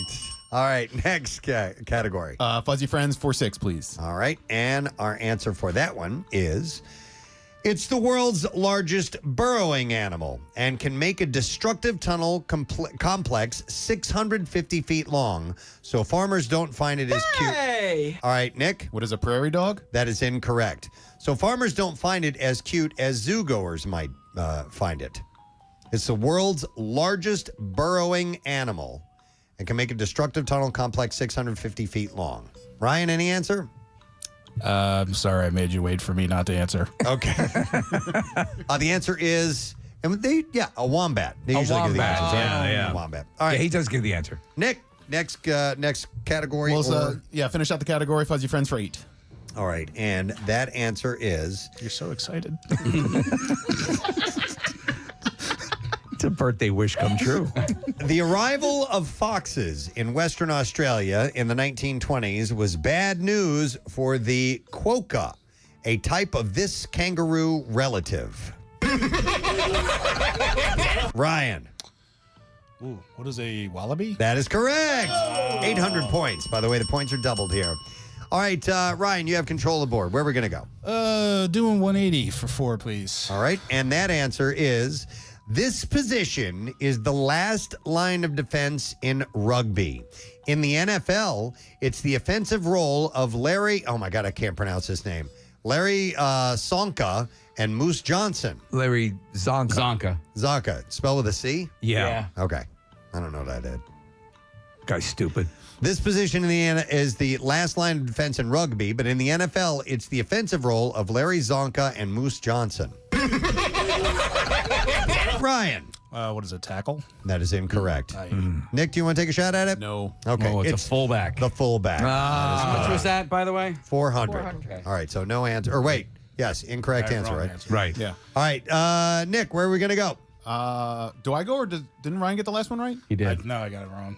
Well, no, you got the last one right, but you also before got the the last getting one wrong. Yes. He had control of the board last? Yes. Okay, Ryan, where would you like to go? Do a 180 for 6. All right, and that answer is... So ashamed I got that wrong.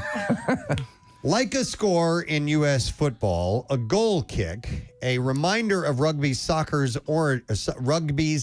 origins, is worth this many points. Ryan. A goal kick? Yes. Like a field goal? Or just a point after time? I'll read it for you again. Like a score in U.S. football, a goal kick, a reminder of rugby's soccer origins, is worth this many points. So it's in rugby. 3? What is That three? is correct. Yes. Yep. What is 3? Yes. Even when Kind of he a- sheepishly gives the answer, he's right. A funky word one. Kathy, what's the score so far? Ryan is leading with 3,000 points. Nick has only 1,400. What? What happens in Double Jeopardy? All right, Ryan. Where the points can really change. Hold on, Casey I has different scores. thought Nick had 1,600. It's like my math 'Cause is he lost- he my lost- math is bad, but not that bad. He lost 600 points when he had 2,200. No, he only had 2,100. Oh, okay. Okay. Let's go, Ryan. You can feel confident. That's 15, not 14. Yeah. That's 15, not 14. Let's just meet in the middle. We'll give him I believe you 1,500. scored 3. Listen, I think I'm correct. If we Well, want, I think you scored 3 touchdowns and I had 7 home runs. Is that the math we're working with here? That's it. Absolutely. Well, you can be confident in the results of this match. All right, we're sticking with Kathy's numbers. Yes, we Go are. with my All right, number. Ryan, what's next? Do a 180 for 8. All right, and that answer is the Timbers represent this city in Major League Soccer. Hey! Nick. What is Portland? That is correct for 800 points. If you're just tuning in, we have Nick on his birthday facing off in Jeopardy against 16-time champion Ryan Long. All right, Nick. Let's do Cinespeak for 8. All right, Cinespeak for 8. 2008. I know who I am. I'm a dude playing a dude. Ryan? What is Tropic Thunder? Yes, well done. 800 points. Great All right, scene. Ryan, where would you like to go I was next? saving the movie category for the end, dude. Let's finish off. Do a 180 for 2, please. All right, doing a 180 for 2. And the answer is this 5-letter word means an extended exchange of strokes before a point in tennis. Hey! Nick. What is a serve? That is incorrect. This 5-letter word means an extended exchange of strokes before a point in tennis. No. No answer? No. It is, Nick, Steve, you want to answer that? A rally? A rally is correct. Well done. Yes. So 200 points for Steve. Thank you, Kevin. By the way, Steve has like 600 points by now. If I lose to You know Steve in this game, Do you know what the problem is? It's like I'm watching Jeopardy and I want to. I know you want to say it out loud, right? That would be awesome if like 2 people are playing and you somehow come in 3rd place. You know what? I want to ask you guys if you do the same thing when you're watching Jeopardy on TV and you're saying the answers out Yes. loud. If you confidently know it, you just say the answer. But if I have to take a split second, I add the what is a, you know what I mean? Oh, yeah. Drag it out. Or you Yeah, go like, yeah, yeah. Or you go like this. Argentina. MR, it's everything that rocks. Cold, hard, biatch at 8:05. And sunshine so far today. We got clouds making their way in a little bit later on and tad bit cooler, high 33, but we have better stuff on the way. We're going to get into the 40s starting tomorrow, upper 40s. And then by the time we get to Saturday, mid-50s, so not too shabby. A look at traffic. Let's go for that. Marissa, what's going on this morning? A lot of problems on the secondary streets. Trees down, poles down, wires down. Crews are working on those. We have some slowdown on the Vine, westbound from 95 out to the Schuylkill eastbound Montgomery to University, westbound from University out to the Vine, and the Boulevard out to Gladwin. Then we have a disabled vehicle blocking the center lane. This is on 95 northbound, right before Chichester Avenue. We're jammed back to Naaman's Road. This traffic report is brought to you by TireRack.com. Rain or shine, drive with confidence on Verdesign tires from Tire Rack. Verdesign tires deliver precision handling, dependable traction, and quiet comfort. Shipped fast and free with 2 years of free road hazard protection. TireRack.com, and that's your traffic on 93.3 WMMR. WMMR presents Preston and Steve's Bizarre File. All right, we're going to start with this story. I'm not making this up. A term that I'm not familiar with, a look-maxer, a 20-year-old content creator named Clavicular. Clavicular. Is taking things a step further in his approach to being an attractive male by encouraging his followers to improve their own attractiveness by hitting themselves in the face with a hammer. Yeah, that will do it. Won't it? So he's a look maxer? Yeah. So he is his whole thing is predicated on his looks. Yeah, exactly. All right. And he says to hit yourself in the face with a hammer. Can only improve. Yeah. Is this in like your cheeks and stuff like that? Most folks would think about going to the gym, eating better, or learning another language as a way to make themselves a better person and therefore a more attractive proposition for whoever it is that they're trying to win over. But Clavicular seems to think that unorthodox looks maxing is the best way to go about it. Since breaking onto the scene, thanks to controversial content, which includes regular use of the N-word, the young influencer, whose real name is Braden Peters, has managed to associate himself with pretty much all the worst role models on the internet. He was spotted singing along to Kanye West's controversial song Heil Hitler in a nightclub alongside Andrew Tate, as well as white nationalist Nick Fuentes. Clavicular is fully committed to becoming as handsome as possible, which even landed him a New York modeling gig that apparently involves hitting himself in the face with a hammer, supposedly as a way of ascending and achieving a more chiseled appearance. He says in the video, "My mom used to take these hammers away because I was always bone smashing with a hammer. She had to hide them." In another video, he can be heard telling a bemused police officer, "Do you guys know about bone smashing? It's according to Wolff's Law. So when you break down a bone, it grows back stronger. So I'm trying to grow my cheekbones." So there's a picture of him holding a hammer up to his chin. Yes. And good luck on that. Wolff's Law, if you were wondering, is a theory from 19th century German surgeon Julius Wolff, who thought that bones became stronger when exposed to stress. As modern medicine has advanced, doctors have learned that there are actually a number of different reasons why bones change. Wolff's Law is often applied to show that weightlifting can help strengthen bones as well as build muscle. Not as easy as hitting yourself in the face with a hammer. And that controlled stress to bones can help heal them after breaks under medical supervision. But this doesn't mean hitting your face with a hammer will give you a better cheekbone. Dr. Bruce Y. Lee wrote in Forbes, there's a big difference between the mechanical force on your bones that comes from walking or lifting weights in an appropriate manner versus the force from a blow with a blunt object. What this teaches us with modern day social media, you will always find an audience. The person who wants to set themselves on fire, there's always people who want to watch. Yeah, exactly. Doesn't necessarily mean it's contributing to society. Nope. And he's suggesting you hit yourself in the face with a hammer if you want to look better. Honestly, though, how about a endorsement from Lowe's? Maybe. Or Home Depot. Maybe he could get some money out of this. Yeah. All right, this is a heroic story. A 7-year-old boy fell 80 feet from a tower block window only to be snatched from death by a heroic window cleaner. Horrifying footage shows the child, Sasha, suddenly plummet from the 7th-story flat in St. Petersburg, Russia, as horrified neighbors screamed for him to get back inside. The youngster, whose mother is an influencer, had been seen perched at the open window while residents tried to raise the alarm. The caretaker, Karulo Ibadelev, had sprinted to the spot and found himself directly beneath the boy as he suddenly dropped from the high-rise. Seconds later, the cleaner broke the boy's fall with his hands and likely saved his life. Did he football spike him? I don't think so. Carrillo is then struck forcefully in the chest, causing both to crash into the deep snow. He said, I was crying and shouting, but no one was taking the child away from the window. The boy did not respond to frantic calls and then slipped only moments later. He said, I caught him. His legs hit here. I fell too. It was clear the boy wasn't breathing. So he started doing chest compressions. Yes, yeah. And he said, after that, I heard him gasp, and he was all right. What kills me is the way you started this story with his mother is an influencer. I know. Yeah. So he remains in the intensive care, but is fortunately in stable condition. The boy suffered fractures to his lower legs and other injuries. It's amazing. Carrillo also hurt his ribs and arm, but was able to walk away without any serious injuries.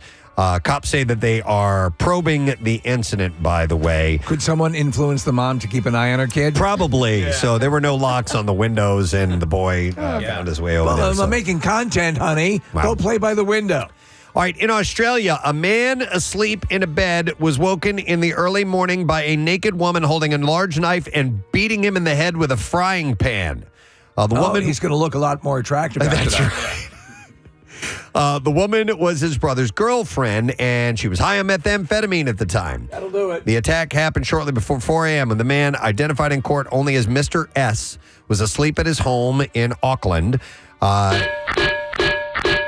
Jemima Wasson had started a relationship with Mr. S.'s brother, who lived in the same property. Mr. S. was asleep upstairs when he was awoken by Wasson, striking him multiple times on the head with a frying pan. He woke up and found her naked, standing next to him, holding the frying pan in her right hand and a large kitchen knife in her left. So this is a good way to meter how deep you sleep. How many strikes with a frying pan before you wake up? It's going to take at least 3. So they had a brief verbal interaction before the man fled the room. Wasson then returned to the bedroom downstairs where she was staying. The man suffered lacerations to his left ear, Your girlfriend's crazy. top of his head, and the bridge of his nose, which was left tender and swollen. Jeez. At the time, she believed she had to attack Mr. S. to keep her place in the house. Oh, so okay. that's why she did it. That's unfortunately that's what you get when you're Mr. S. Mm-hmm. That's a question. If you're asleep, can you be knocked out without ever waking up? You know what I mean? Like that I initial would assume, impact. the trauma would knock you out, right? But would you wake up That's first? what my mama only said. to be knocked out. Yeah, I don't know. That's a good question. Huh. All right, I have 2 more quick stories to share, and because I can't end on this one, but in Kentucky, an Owensboro man was charged with sexual crimes against animals. Oh, boy. I've never heard this one before. Police say a driver called 911 to report seeing a man having his way with a dead deer on the side of the road. No, it has to be alive. They say it happened on Philip Stone Way Saturday. It's sacrilege. Officers responded and say they found Alan Osborne still in the area and still with his pants down. They say blood and deer hair were on his clothes. I know this looks bad, but I'm horny. Dude.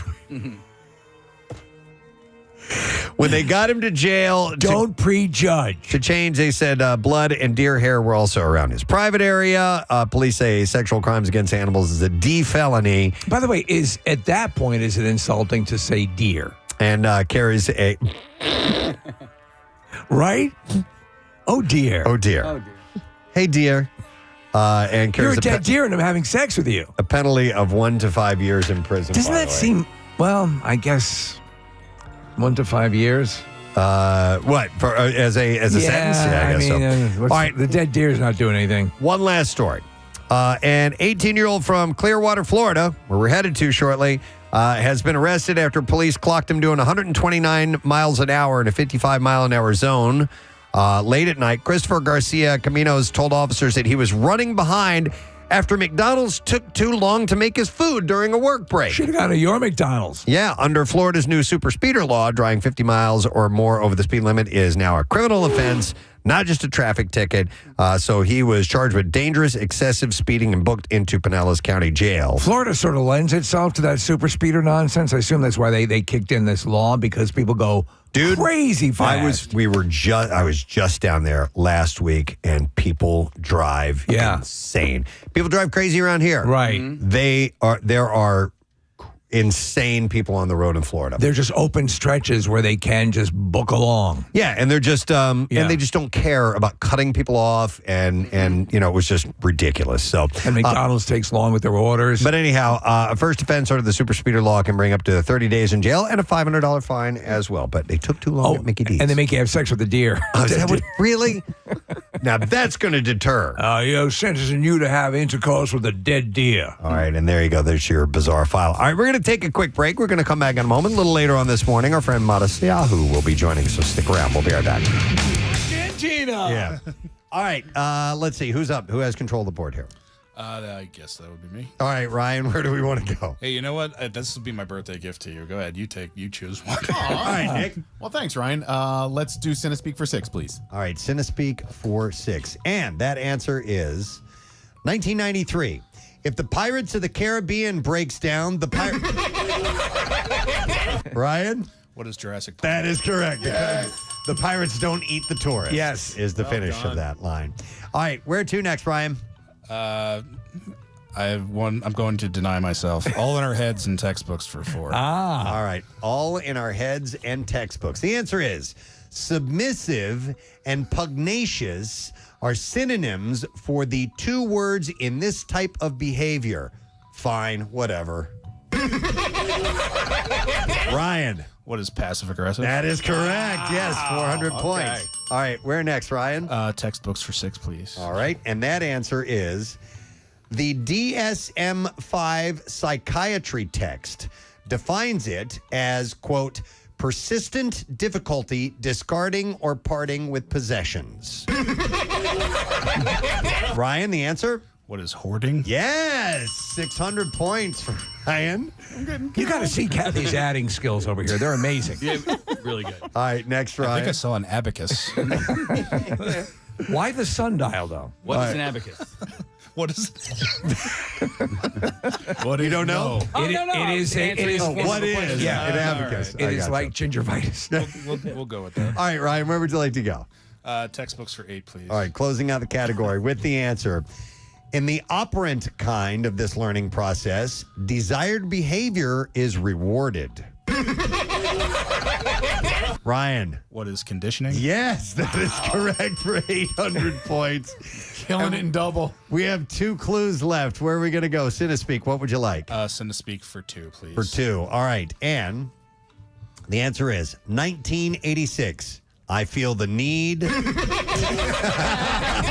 right, Ryan. What is Top Gun? That is correct. The need for speed. And the final category, 400 points in Cinespeak, is 2013. Look at me. Look at me. Hey! Nick? What is Captain Phillips? Yes, Nick got one.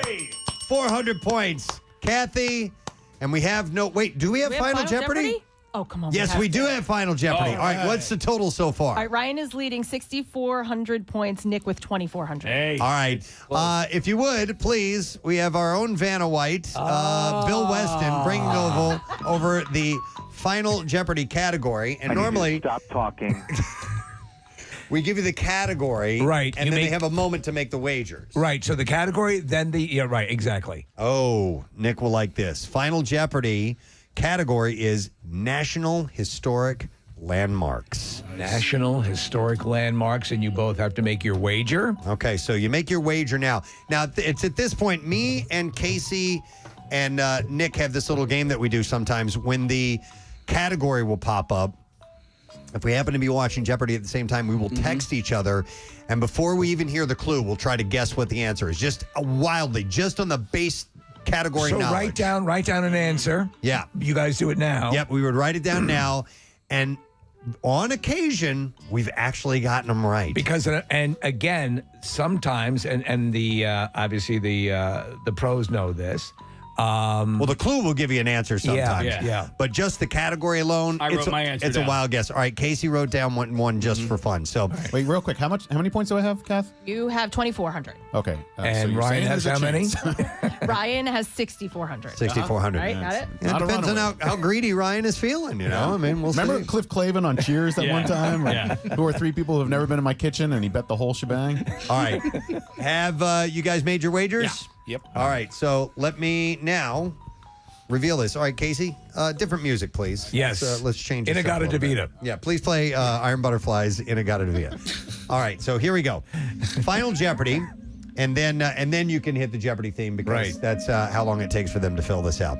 In National Historic Landmarks, landmarks in 2 states include the... What is this? Oh, we're dead. Landmarks in 2 states include the 155-year-old bridge connecting Covington, Kentucky to this city. Larry Zonka. Landmarks in 2 states include the 155-year-old bridge connecting Covington, Kentucky to this city. All right, write down your answers now. And this is when the camera pans across the contestants. Right now we're zooming in very close to Nick.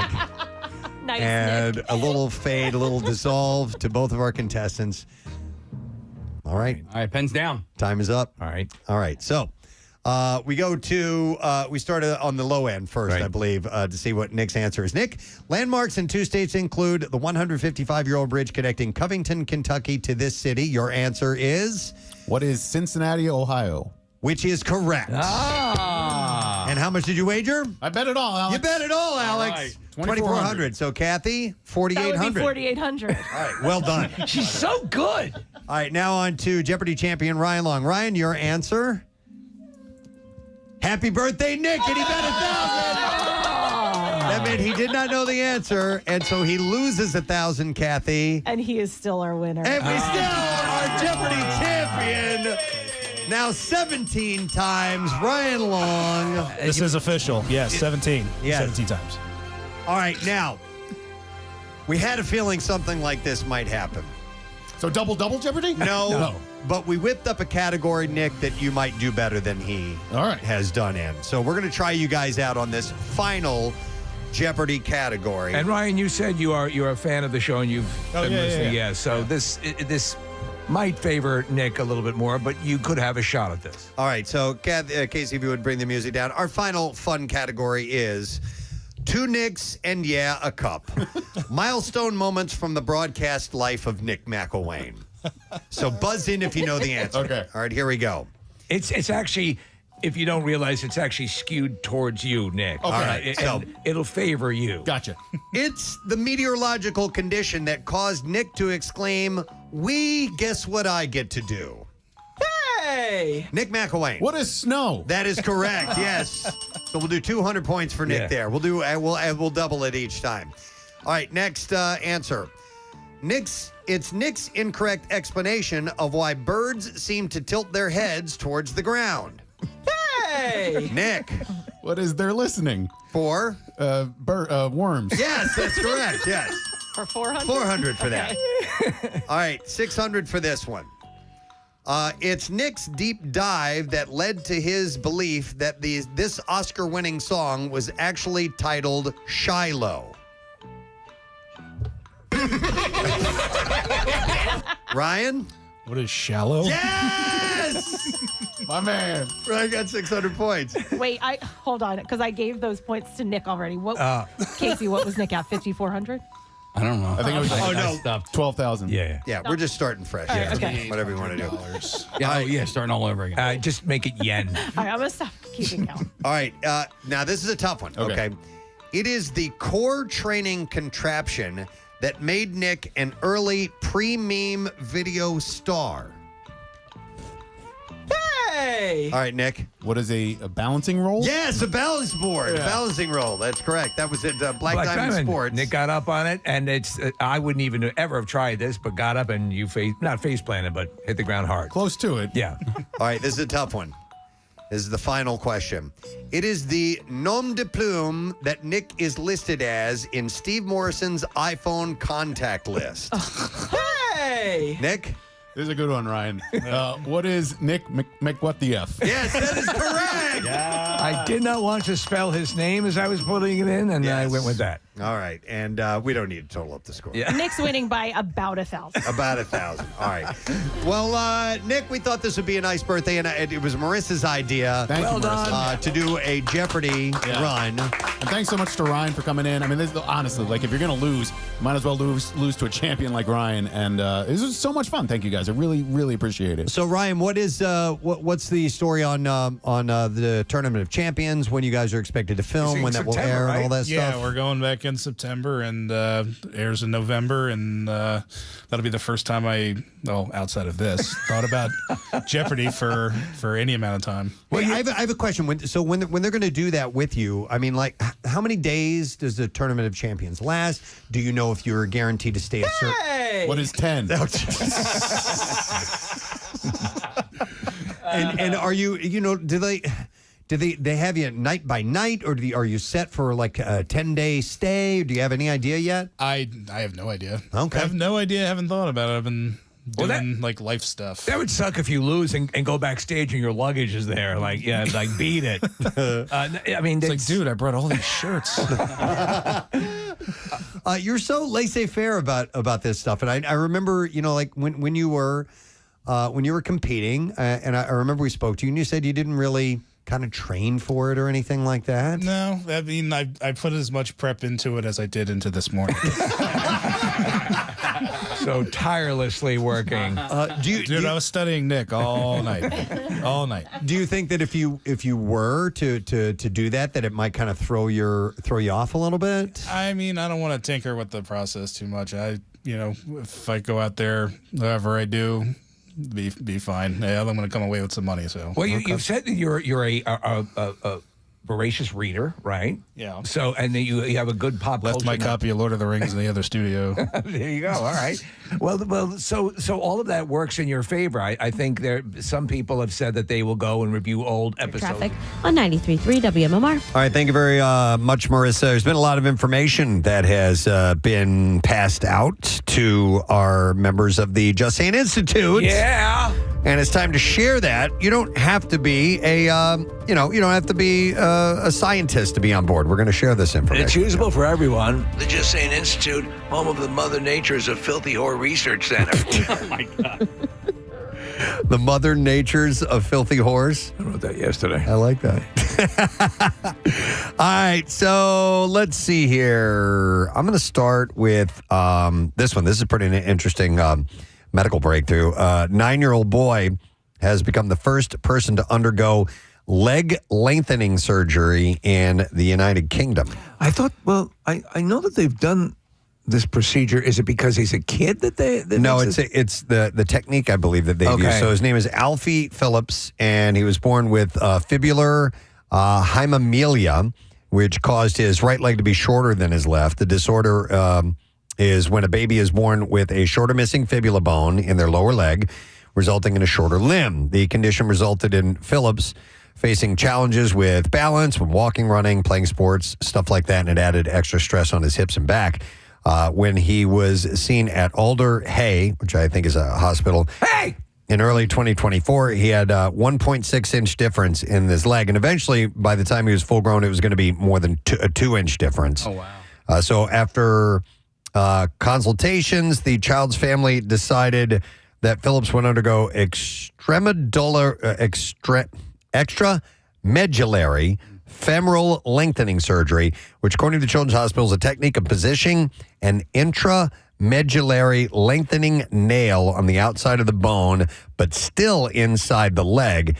And they eventually use magnets to make this thing work. Oh, wow. Which is interesting. So does it promote the growth of bone that extends it, or is it simply an implant that the implant itself will cause the extension in the leg? So here's how it works. I'll tell you. This is according to Nick Peterson, the consultant orthopedic surgeon who performed the procedure, said over time, this motorized telescopic nail slowly pulls the two bone ends apart at around 1 millimeter each day. As the gap widens, the body naturally fills it with new bone tissue. Wow. And this allows the bone to grow longer in a controlled way and avoids the need for an external fixator with wires and pins connected to the bone through the skin. You've seen that before. It's like yes, a I halo. have. It's and from what I understand, it can be very uncomfortable and painful. I'm so, sure it's very, very painful. Yeah, so this sounds like a much better way to do this. So a week after the procedure, Phillips had a magnetic device on his leg 3 times a day for 1 month, enabling the nail to pull apart 2 bone ends while the new bone tissue developed naturally. It's pretty amazing. Yeah, do you remember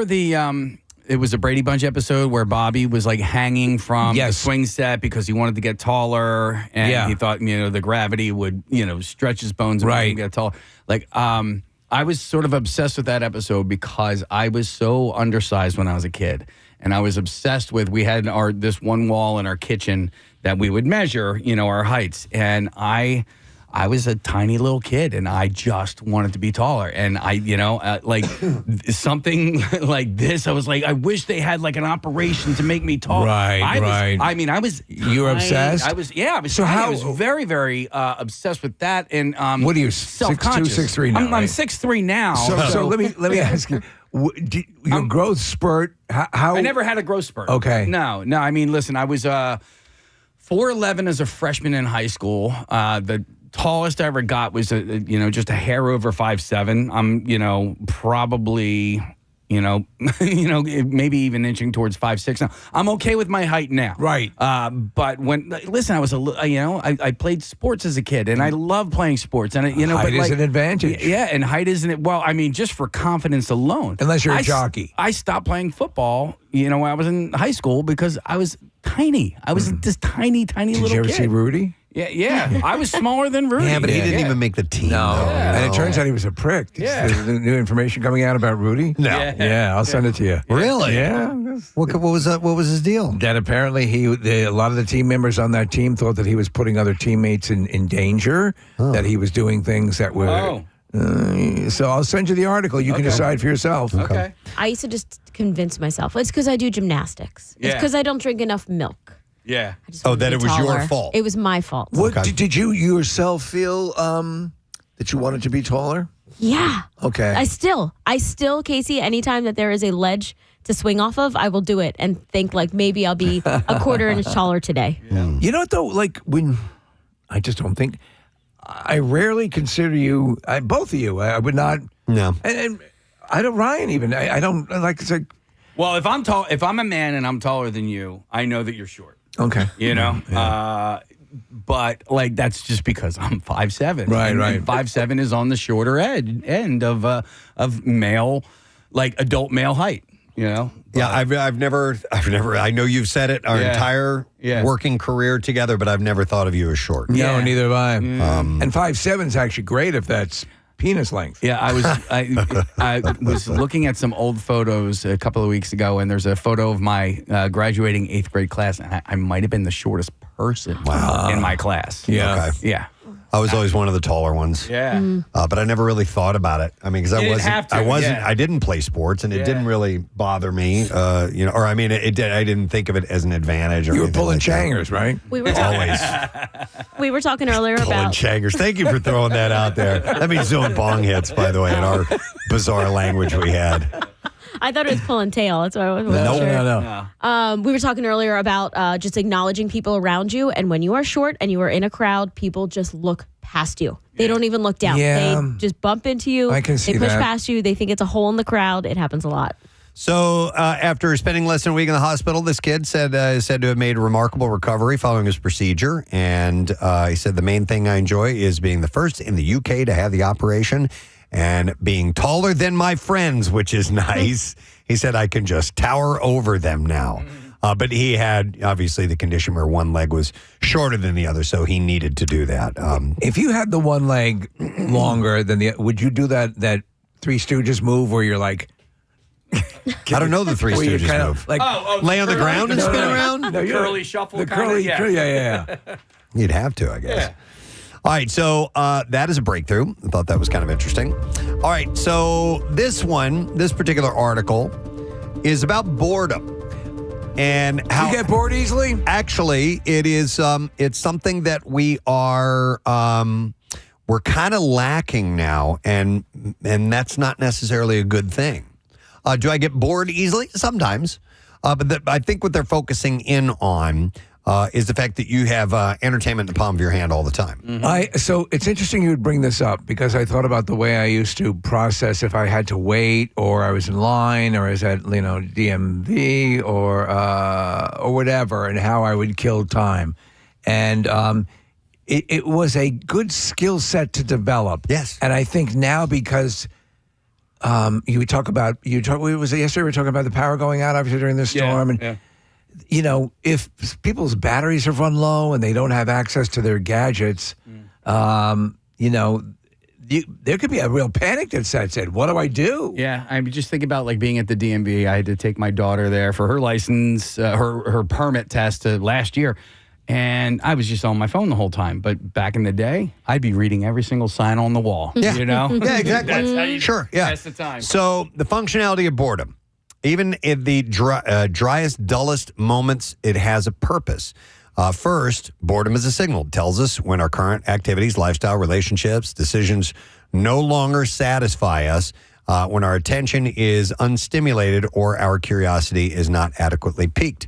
Boredom also encourages us to problem solve and think outside the box. When we're bored, our mind naturally asks, what can I do to cure this boredom?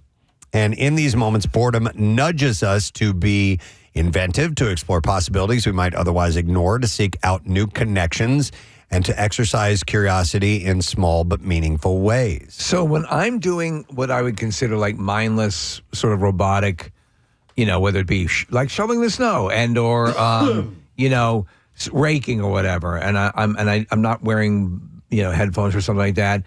A lot of times I'm just staring in my mind. I'm like, I wonder if I could do this. I wonder if this thing would fix it. And it some of my best thinking time is that time, So it's also important to note that when what we've always called boring, even when it feels unpleasant, opens the mind to reflection and imagination. Staring out a window, letting thoughts float, or sitting quietly with nothing pressing to do creates a doorway to the imagination. I wonder if there's a waffle hot dog. It is in these pauses that creativity comes to life. I totally agree with this, by the way. So do I. Technology has all but erased boredom from the zeitgeist. When I have some of my absolute best ideas for show material, contest, whatever it may be, is as I'm falling asleep. Right. Because I have no outside stimuli and my mind is just doing its work and something will pop up and I'm like, and then I have to wake up and jot it down Your or I'll mind forget becomes it. Oh, sure. A raging torrent. Rivulets. Yes. So the result is a sharp swap out of behaviors, scrolling instead of staring, swapping instead of wondering, and swiping instead of wondering, and streaming instead of daydreaming. My mind is a raging torrent, flooded with rivulets of thought, cascading into a waterfall of creative alternatives. So instead of letting your mind be creative, and you pick up that device and you start, it's just killed it. You want stimulation from that. It's providing the electronic teat. There's a great scene in Inside Out. Where Riley, the girl, they're inside her mind, and the Bing Bong and Joy end up in the abstract thought right, thing, where things get weird. And you can see her, she's just sitting there at lunch, and she's just kind of zoning out. Her mind is just it's just doing its thing. She's zoned out for a little while, and it just kind of goes into this abstract thing, which I think we need from time to time. I've spent years prior to all of this electronic, screen time, that's what I would do. You'd make up games, you'd do things, and a lot of times you'd sit there and problem solve things you were dealing with. And here's another thing. As boredom fades, if we get rid of it, so does our tolerance for stillness. When low stimulation moments are rare, even brief quiet periods can feel uncomfortable and agitating. You don't have practice in how to not be able to do anything. One of my favorite things, I know, and I've always been this way. It's not like I'm, Henry Fonda on Golden Pond where I'm just, sitting there just stewing in my own pee while the balloons are making their sound. Like going out and just sitting in the backyard on a warm day and just absorbing the environment. Yep. Quiet, whatever it is, the wind blowing, the leaves rustling. Yep. The dog's meowing.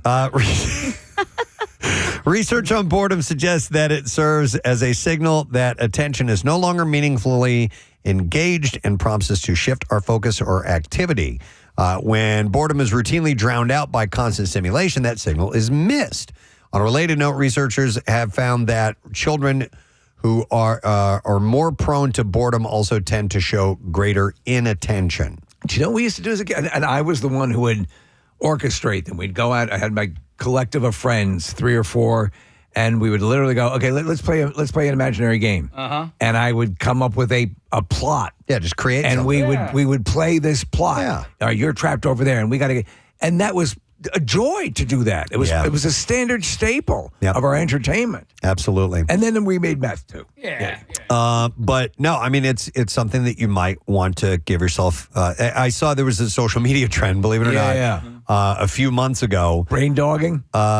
It wasn't brain dogging, but it was like kids, teenagers, that for a little bit would set their phone down and film themselves for an hour straight doing nothing. Literally just sitting there, not reading, not engaged in anything. And I thought it was kind of novelty and goofy, but I was actually kind of glad that they were just taking the time to sit for a little bit. I'm seeing, and you guys would know better because you have, people in your sphere, in your orbit who are of this age, almost a quasi-revolt against being attached to the screen all the time. Like making a conscious effort to put it down, making a conscious effort to socialize.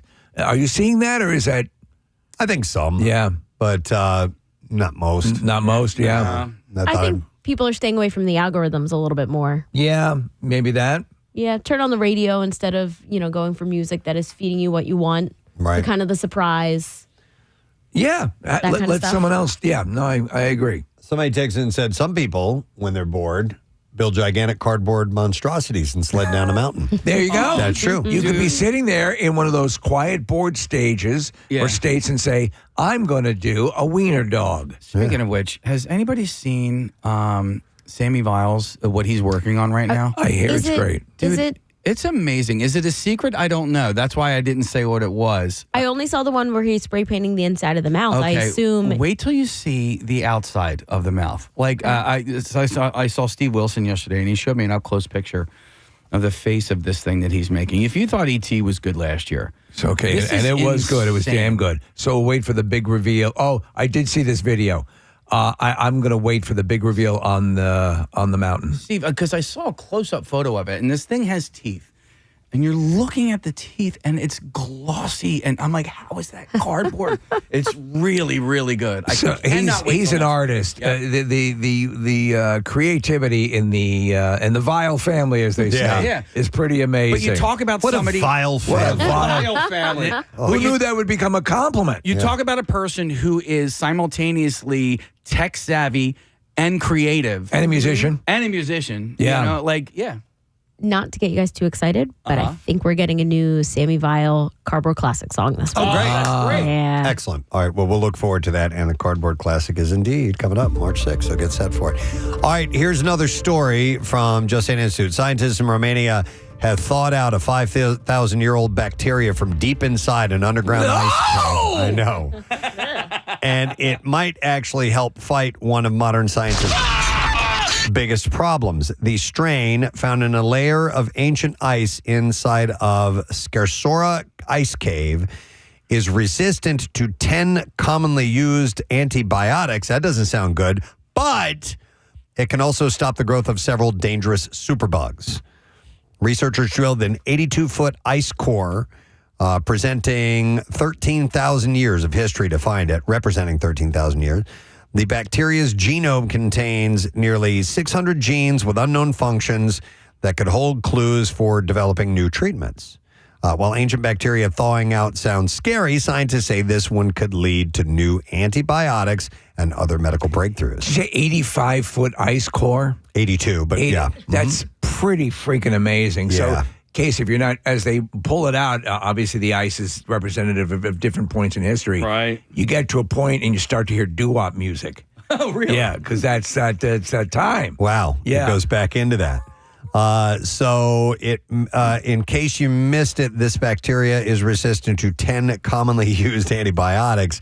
So there could be a problem versus a benefit. I don't really know. Here, so. this is them pulling it out. Oh, wait. Oh, I hit the wrong button here, but here it is. Yeah. Oh, this must be the 50s. Yeah. Yeah, we're getting closer.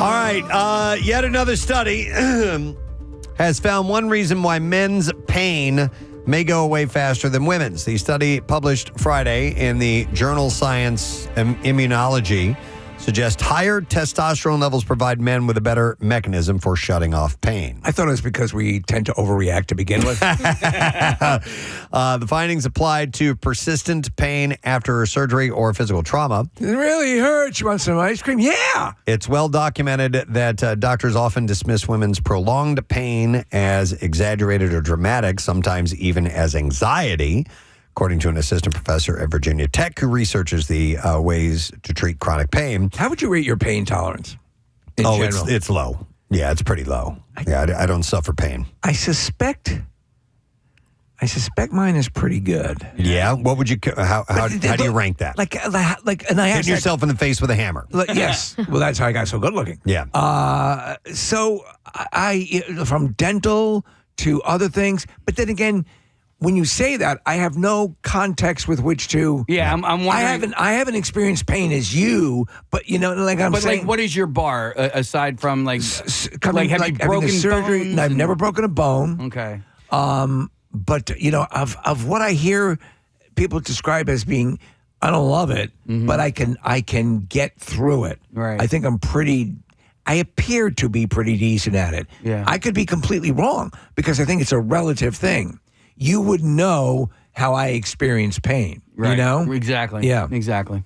I don't necessarily know what my tolerance. I wouldn't even know how to gauge my tolerance. What I do know is what I am willing to endure. Right. While experiencing pain, if that makes any sort of sense. So what I do know is that over the, let's say, last 6 years, I've had to take some time off from the gym, but have gone back to the gym and when I had my stuff with my neck and my shoulder, my arm, and so I would continue to go back and just sort of work around. Work through it? Yeah, work through it, work around it. And what about dental stuff? Have you had? I'm fine with that. Yeah.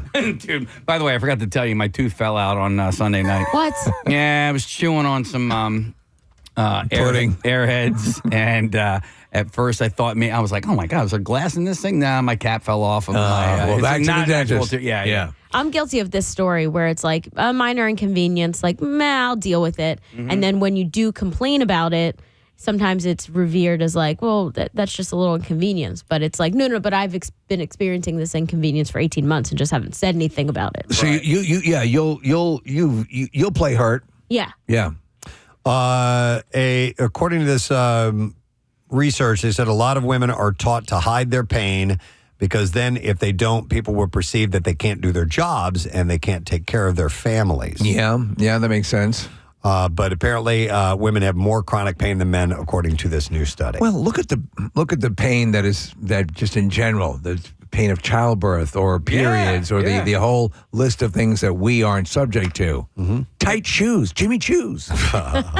Yeah, but I'm intrigued by whether or not how you gauge pain tolerance. I mean, I don't understand that. I mean, pain's pain. Pain freaking hurts. Pain don't hurt. Pain don't hurt. No, pain hurts. Still does. Pain is pain. But does that mean that if I take a hammer, Pain don't hurt. and I smash my thumb with it and I recoil to it, that if I hit yours and you don't, you have more of a pain tolerance than I do? Yeah, so that's like when they ask you to rate your pain level from 1 to 10. It's individual. Yeah, relative to what? So I think, Preston, in that explosive, I hit my thumb with a hammer, or are we talking a more chronic, long-term, this is sore, like we talked about gas pain, Yeah, it hurts. It hurts. A lot. Yeah.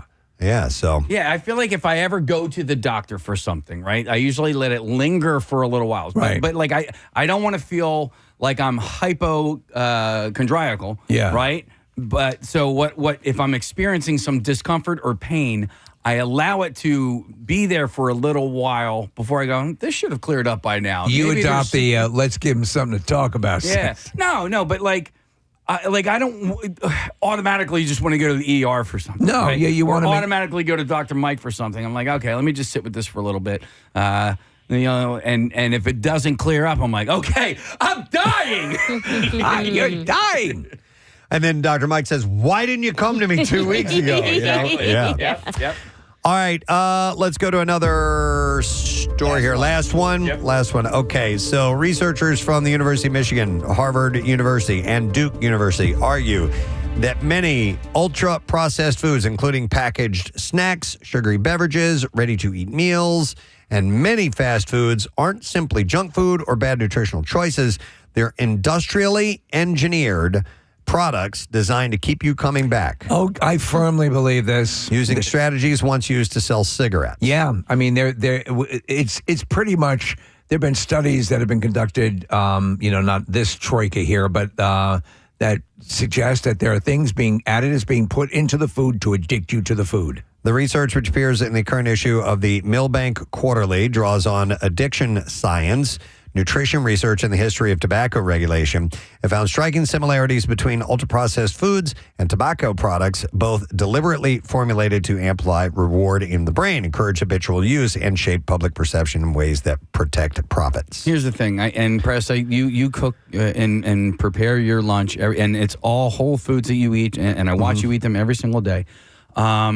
What I'm addicted to is watching him eat. I don't necessarily think I'm addicted to the food as much as I am to the convenience of the food, if that makes any sense. It's not like, so I have, I have these meat sticks that I'm going to eat a little bit later on. Those are all natural. Well, listen, it's got protein in it, and it's quick, and it's easy. And it's not like I'm like, oh, can't wait to eat that, satiate to whatever no, it's just I can open the package and consume 20 grams of protein in just a matter of seconds. It's a combination of that with the expediency. Yeah. All right. And so, Preston, like the idea of, and it probably only takes you just a few minutes to prepare your lunches for the week, but like, to me, it's so much easier to just rip open a package, And I would probably But you rather. cook. What's that? You cook. Yeah, I know, but I also still kind of cook out of convenience. Saying the convenience, it beats out the time spent putting that Keep stuff a crock together. pot here. Yeah, but you can get things that aren't processed,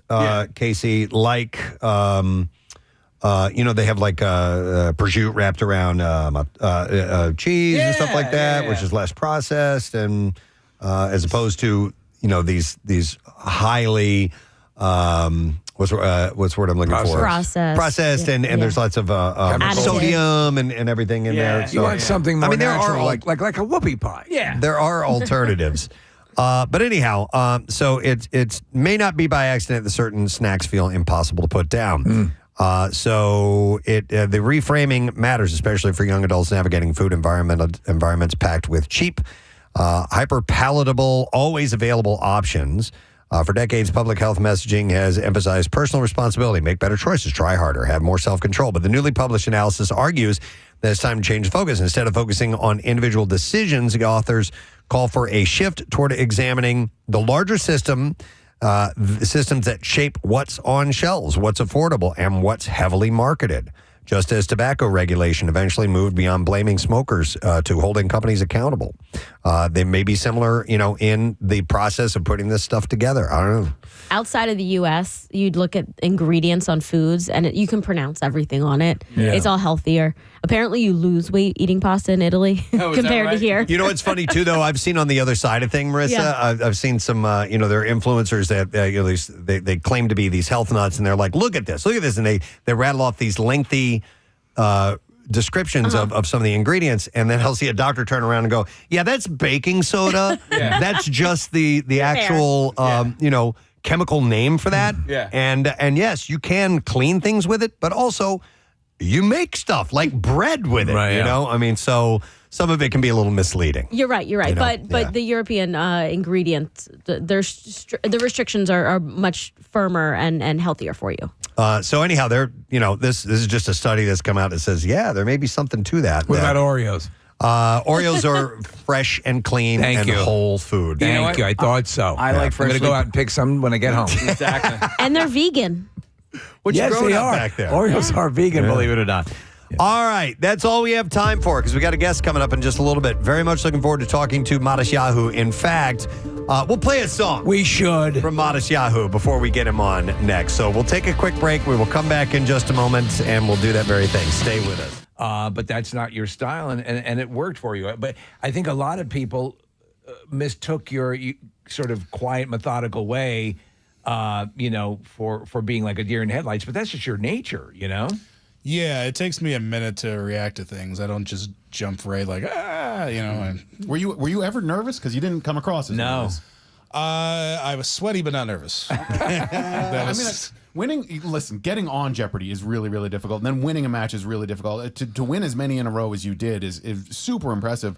But this season has featured a lot of multiple champions. I mean, Matt Amodio and the last winner, I think, won for like 10 or 11 in a row. So it's just, I'm sure at some point maybe get into a little bit of a groove. Did you find like you found a comfort zone?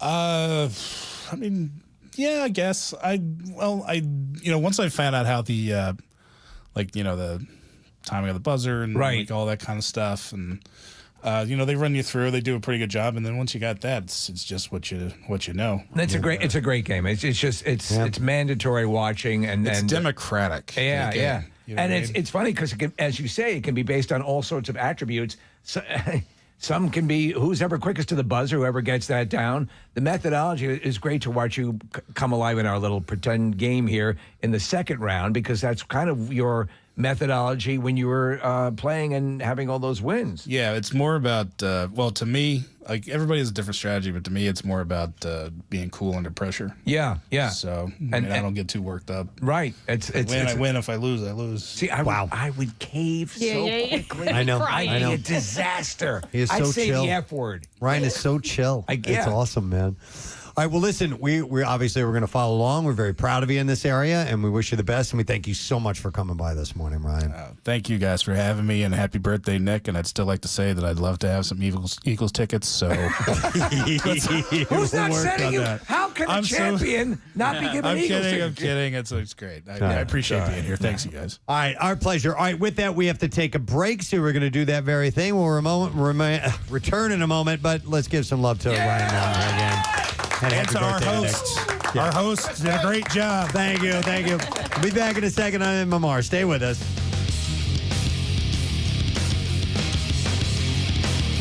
Preston and Steve. Actually. No, I didn't. I thought you said you had it. No.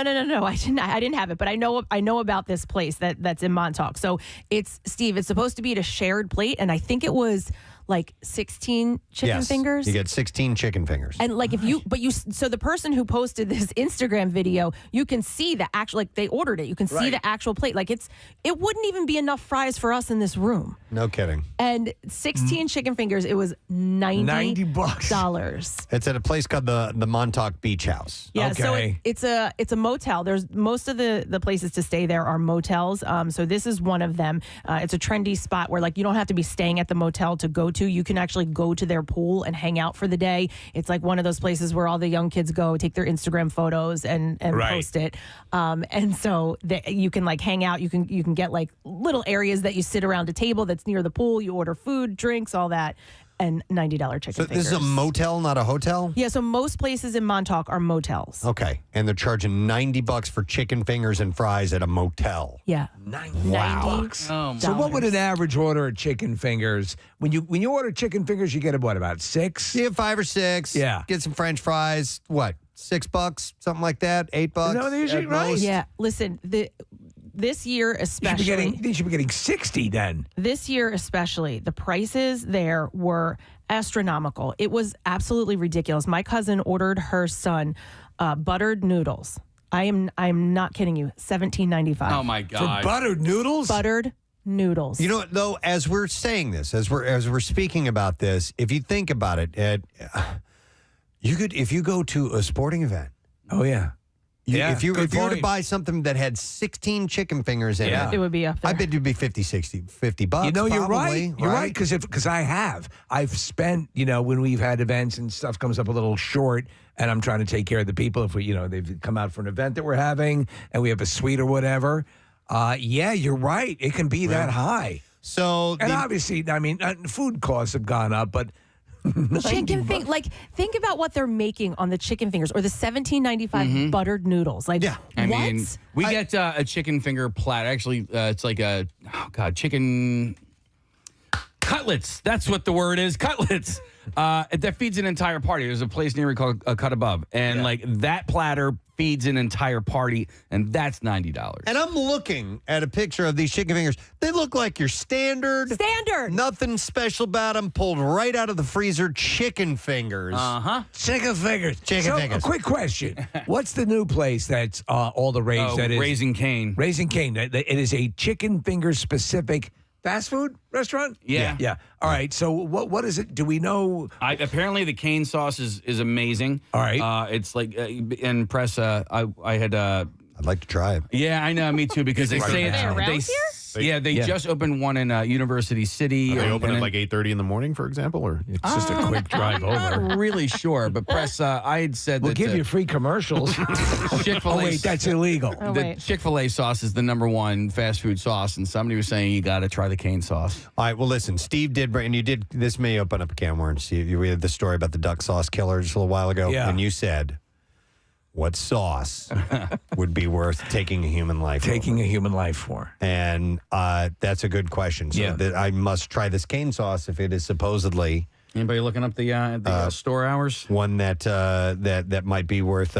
killing a human being over. Listen, it's not something we would do without putting some thought into it. We have to taste it first before we murdered someone. No, but I am looking up their prices. So a 6 chicken finger dish, it comes with French fries and some other stuff, coleslaw, is $15.19. I'm sorry, say that again. How many fingers? 6. 6 chicken fingers, fries, and coleslaw is $15 with sauces. Yeah, that's still that's a Raising Cane. Price. That's pricey. It's not $90, but yeah. Well, let's see. How many? 6, 12, 18. So roughly, if you ordered 3 of those, you're talking about $45, right? And this is $90 for 16 chicken fingers. It's double the price. This is stupid, man. So the Montauk Beach House. So the guy who's the food and beverage director, Yanis Papagianni. I make a chicken finger. Maintained that the price of the dish is, quote, not even close to competitors, but that the chicken fingers are, quote, an amenity that the venue offers on certain occasions. Oh, come on. Get the hell out of here. Special today. Today is a chicken finger day. We'll also be putting out bowls of pretzels because it's a special day. So Raising Cane's opens at 10 o'clock. Glasses of water for everyone on Wednesday. Oh, my God. They open at 10 o'clock? 10 o'clock. They're 3.8 miles away.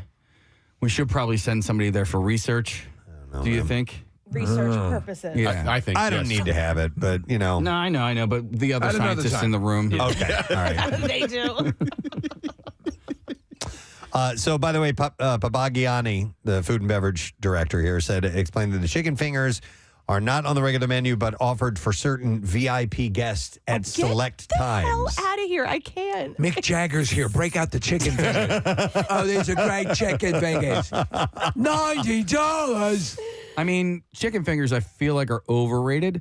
I love chicken fingers, but chicken cutlets, I can wholly get behind. I love chicken. I go the other way. See, I'd take a chicken finger over a cutlet. Yeah, but they finger me any day. Yeah, don't cutlet me. But when they finger me, when they not pulverize it, but when they tenderize it, they flatten it out. Yeah, I will take a very right flat. I do love chicken cutlets. I really love chicken fingers. But I know what you're talking about. If someone makes the chicken cutlets very flat, those are very good as well. So, in comparison to other local hotspots like Duryea's Lobster Deck, Duryea's Lobster Deck, and Bounce Beach Montauk, the price is staggering. Duryea's chicken fingers go for $19 an order, while Bounce is slightly cheaper at $18 an order. So those 2 places are, like, by the way, these are places that we don't even go to when we're there, but those are also very trendy spots. Like Bounce is if you guys would be so annoyed if you even saw it. Like, it's just, they literally built it, I think, and designed it for Instagram, basically. That's the whole. What is it? Is it Gurney's or what's the name of the place? Gurney's is Gurnings. Gurney. Where they make those gurns. faces. But that's one of the legendary upper crusty. What's that face for? It's Gurney's. Now, Duryea's Lobster Deck, that's been there for years, but they sort of have gone a little bit more upscale in recent years. Duryea sells a $97 lobster Cobb salad. Yes. If you really want to spend What some do time. you think? $7. What's the most you've ever spent on like one actual menu item? And it's got to be, for me, it's got to be some sort It's of a $5,000 for one chicken finger. No, it's got to be some sort of a steak at like a high-end steak restaurant. Yeah, I went to, what's the really awesome steak? Butcher and Singer. Barclay Prime. Yeah. I went there, but we were taken to dinner there by a like a record person or something like that who was buying dinner for us. So I did not pay for it. Yes, but that was probably the priciest cut of meat, if I recall. Okay. How much do you remember? I don't remember. It was like it was probably over $100, something like that. So. Yeah, I remember for your son's birthday last year. I think that might have been the Gordon Ramsay's restaurant. Yeah. That was a special night. So we splurged. Yes, and you should splurge if you can do it every now and then. Mm-hmm. But it's sometimes, to drop close to $100 for chicken fingers. Mm-hmm. Well, we do have the list of the most expensive dishes and tasting menus in the world. All right. If you would like to get a little flavor of that world. Maybe it'll make these chicken fingers seem a little bit more affordable. You have the Kyoto Kicho Arashiyama in Kyoto, Japan.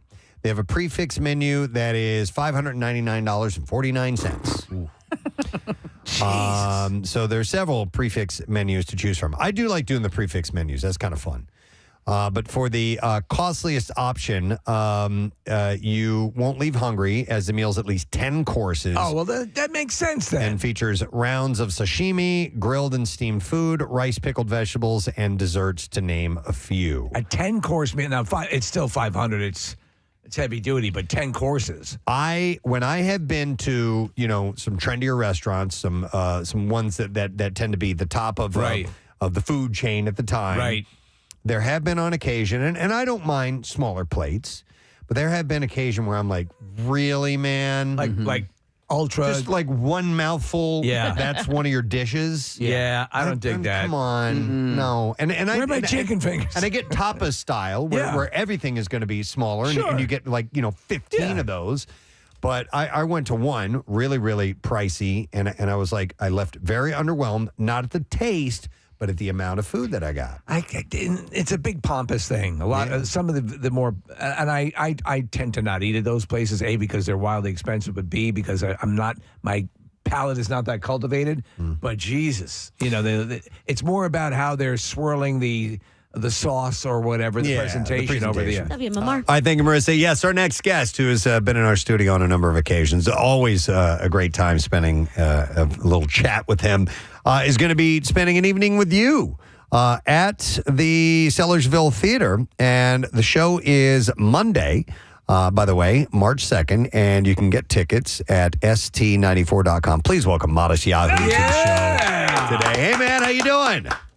What's up? What's up? Nice to see you again, sir. And I forgot. Do we just call you Matis or Mr. Yahoo? Yes. Matis is cool. Matis is good. You can call me Mr. Yahoo. When I was a kid, I met Pete Rock in the bowling alley in White Plains, New York. And my friend called him Mr. Rock. I'll never forget. I like that, man. So listen, you were just, when we were off air there, but we were watching you via Zoom. What is that apparatus that you have in front of you there? Thing is, it's, you would think I was promoting it, but I'm not. It's called Dr. Vox. Okay. It's a thing that a lot of vocalists, I think, are starting to use now. I don't want to tell too many people about it because it's like my secret weapon right now. It's like basically like blowing into a straw. A lot of singers do that, but it's just a little bit more of a device. But it's like I had spent a lot of years on vocal training and stuff, and right. I don't know, combination of the vocal training in this, or just I could have skipped thousands of dollars and hours of vocal training and gotten with this, but it's definitely changed my life. Is it there to give you more projection, more lung power, or does it have to do with your vocal cords? It does a lot of things. It's kind of interesting. It's the most simple device, but it does a lot of things. And I've had like 4 voice teachers with totally different strategies, all going to try to get you to do the same get the same result. And this kind of does like all 4, kind of like combines all 4 of these teachers' strategies. So this one woman, Miriam, that I used to see, she would stick an egg in your mouth, a marble egg, and it would basically make it so that you couldn't use any of the muscles in here. It would force the air, like an opera singer, the air resonates between the brain and the skull. There's like an inch there. That's how they fire their voice like through a room. So it forces the voice to like bypass all the muscles in here and go and shoot out. Wow. So that's why you see like opera singers, like you won't see like the veins popping through their necks like rock singers and stuff like me. Like you see like my veins just from talking are popping through my neck. But like their necks are like soft and just gentle, and their voices are they're just throwing their voices. I'm fascinated by all this voice stuff. So this for me it's kind of like interesting, but for a lot of people this might be very. No, it's actually pretty wild because I'm on Amazon right now, and they have the Dr. Vox apparatus for $175. It's a complete kit with all sorts of vocal training. I just bought that actually because someone made a comment that all the plastic, the microplastics or whatever. So I started getting paranoid. So I bought this $200 one, which lasts. So I don't know, because you're supposed to like every day you're supposed to soak it in hot water, which has become like part of my routine. I wake up in the morning, I fill up the sink with hot water and soap, and I soak this thing, while I make a coffee and smoke a joint, basically. So you got to look out for your throat with the joint. Exactly. But things like you can't, at this point in my life, I'm 46. I got to be honest with myself. There are things I love to do that aren't good for my voice. So, it's not like I'm going to just throw the whole thing away. Like I got to balance it out, Yes. So, a lot of people think you got to do all this or all that. That's how I've been for most of my life, kind of extreme. And at this stage, for me, it's all about, just balance and trying to figure out how do I get the best out of myself, being the human being that I am. Well, that's something that we've always found and loved about you, is fascinating about the dichotomy that is the reggae rapper, beatboxer, and the Talmudic student, and all of these things converging that would seem to be against each other, but yet work well with each other over the years. And you're like, it almost, this made me bust out laughing. In 2006, Esquire named you the most lovable oddball, gave you an award for being, who you are and the kind of music you put out there, and the persona that you've been throughout your life. So you've always been this way, correct? Like sort of conflicting things all tied together in one bundle. Yeah, I guess you could say that. Yeah. But so for me, it's like, now, for example, and I'll do this. Like, I'm right here. This is my house, and this is where I pray every morning. This is my setup. Yeah. And I will like put on some old school dub music, like from the 1970s, and light a fat joint, and then I'll put my tefillin on, and I'll sing praises to God from the Psalms of King David that reggae music borrowed from to write reggae songs.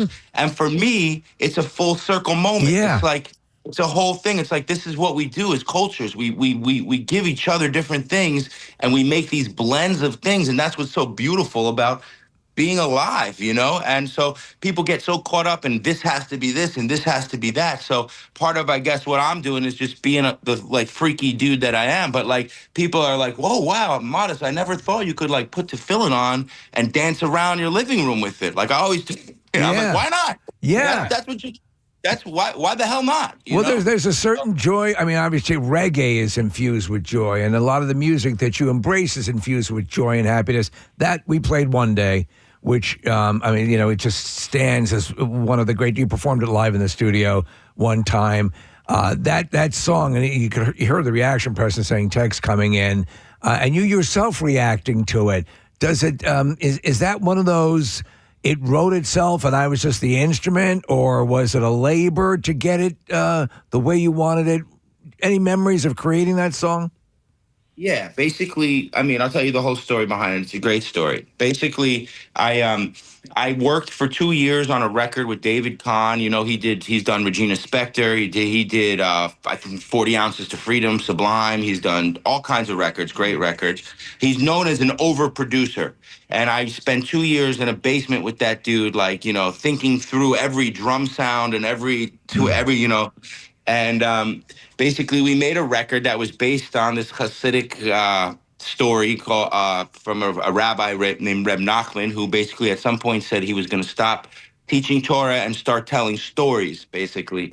And one of the stories is called The Seven Beggars. And basically the whole record, Light, is outlined around this story of the seven beggars. But when we handed it in, it was during the time when everything was starting to shift. And there was a new head of Epic Records, and her name was Amanda Ghost, and she had written the song You're Beautiful by James Blunt. She was a songwriter from London.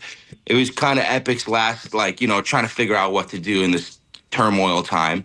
And basically, you know, she was like, there's no hit on this record, Modest. You gotta write a hit.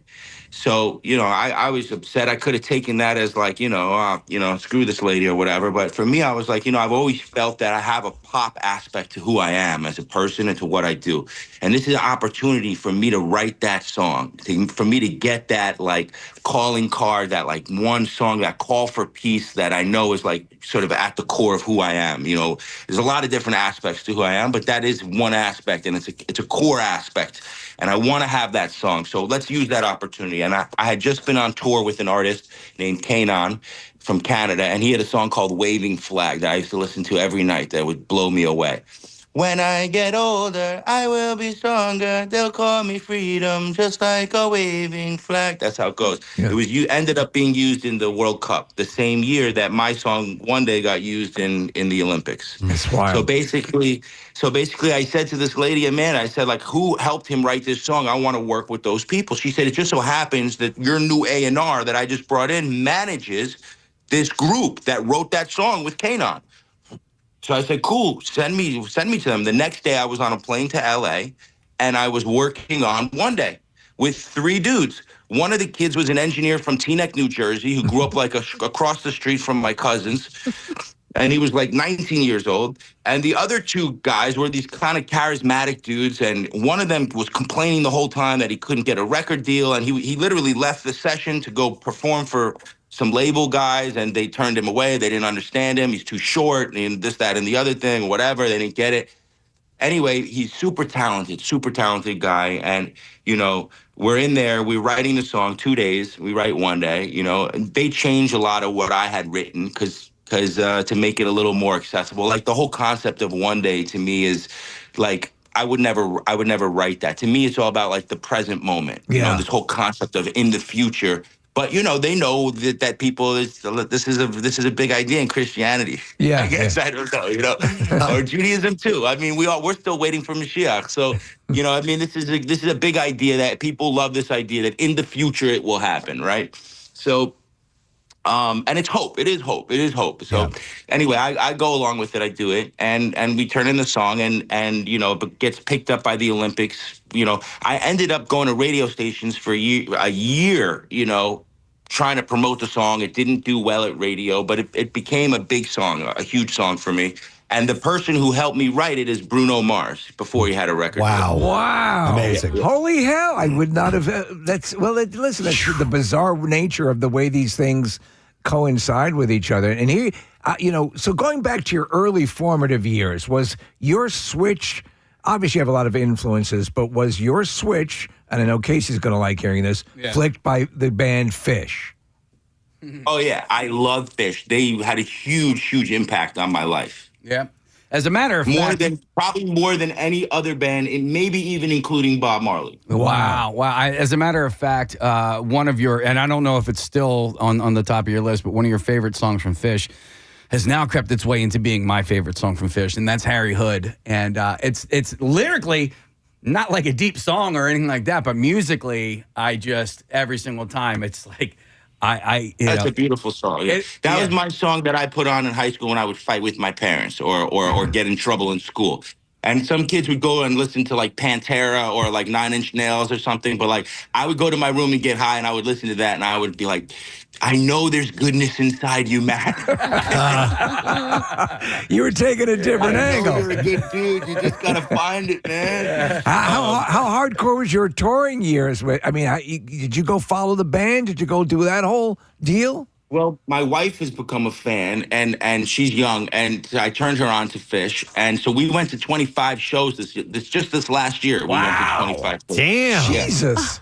But yeah, I dropped out of high school and when I was 17 and went on Fish tour with like a pocket full of change. My friend had a VW bus and we left home and we went for it. So it impacted my life. Like the first time I took acid was at the Centrum in Massachusetts in Worcester, Massachusetts. I was 16 and it was at a Fish show.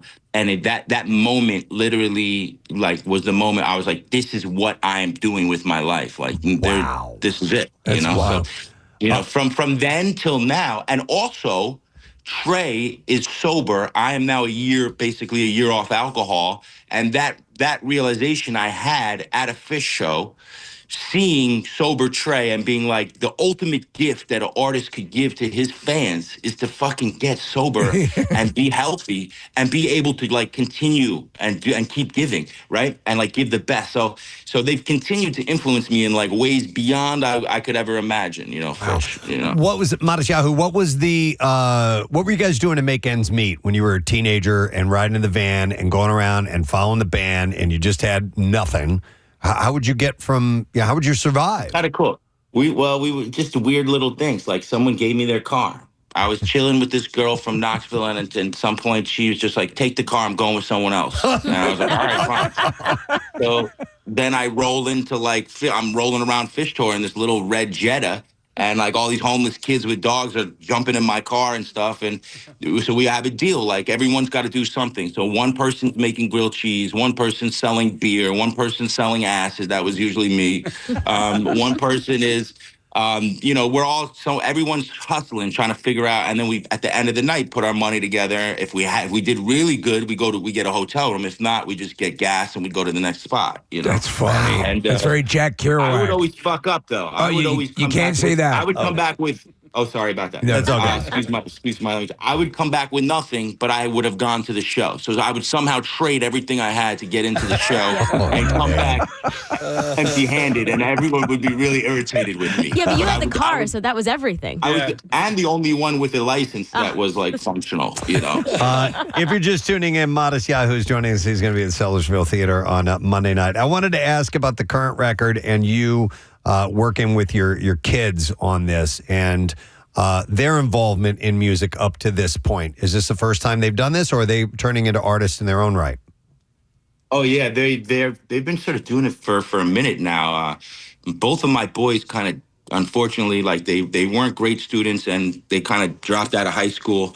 My two oldest, and started doing music full time. And when they started doing that, I kind of was supportive in the sense that I was like, if you're not going to, pay attention in school and do well in school, and you're passionate about this, at least I can coach you. This is the one thing I know about. So we spent a lot of time working on writing songs, on recording music, on performing live. I threw them right into the fire when they were like, 12, 13 years old. You can find clips on YouTube of them performing and stuff like that. And now, yeah, they're both Shalom and Levi. They're both like releasing music, and that's what they're doing like full time. They're booking gigs. They're getting shows. They're in and out of the house and living in different places in LA and Israel and New York. But yeah, they're doing it, the two older ones. So It's kind of cool. It's funny is because you think, okay, this has got to be the chillest dad in the world, and it's got to be totally. But, for this lifestyle, for the appreciation of the music, for doing what motivates you, there is structure. And there is practice, and there's routine. Are you? And I'm very intense about it. Like when it comes to the things that I love, I'm a perfectionist about it. And so I've had my boys on stage, like that scene in Whiplash with the drum teacher. I'll be yelling at my kids in front of a whole audience of people. Like that's. Learn how to be more patient, and it's something I worked on, because like you don't want to squat. At first it was like I was very, very gentle, and then as they started to get older and like just really do it and see themselves as pros, I was like, all right, if you want to do this, now it's time. I'm gonna have to like help you get to that next level.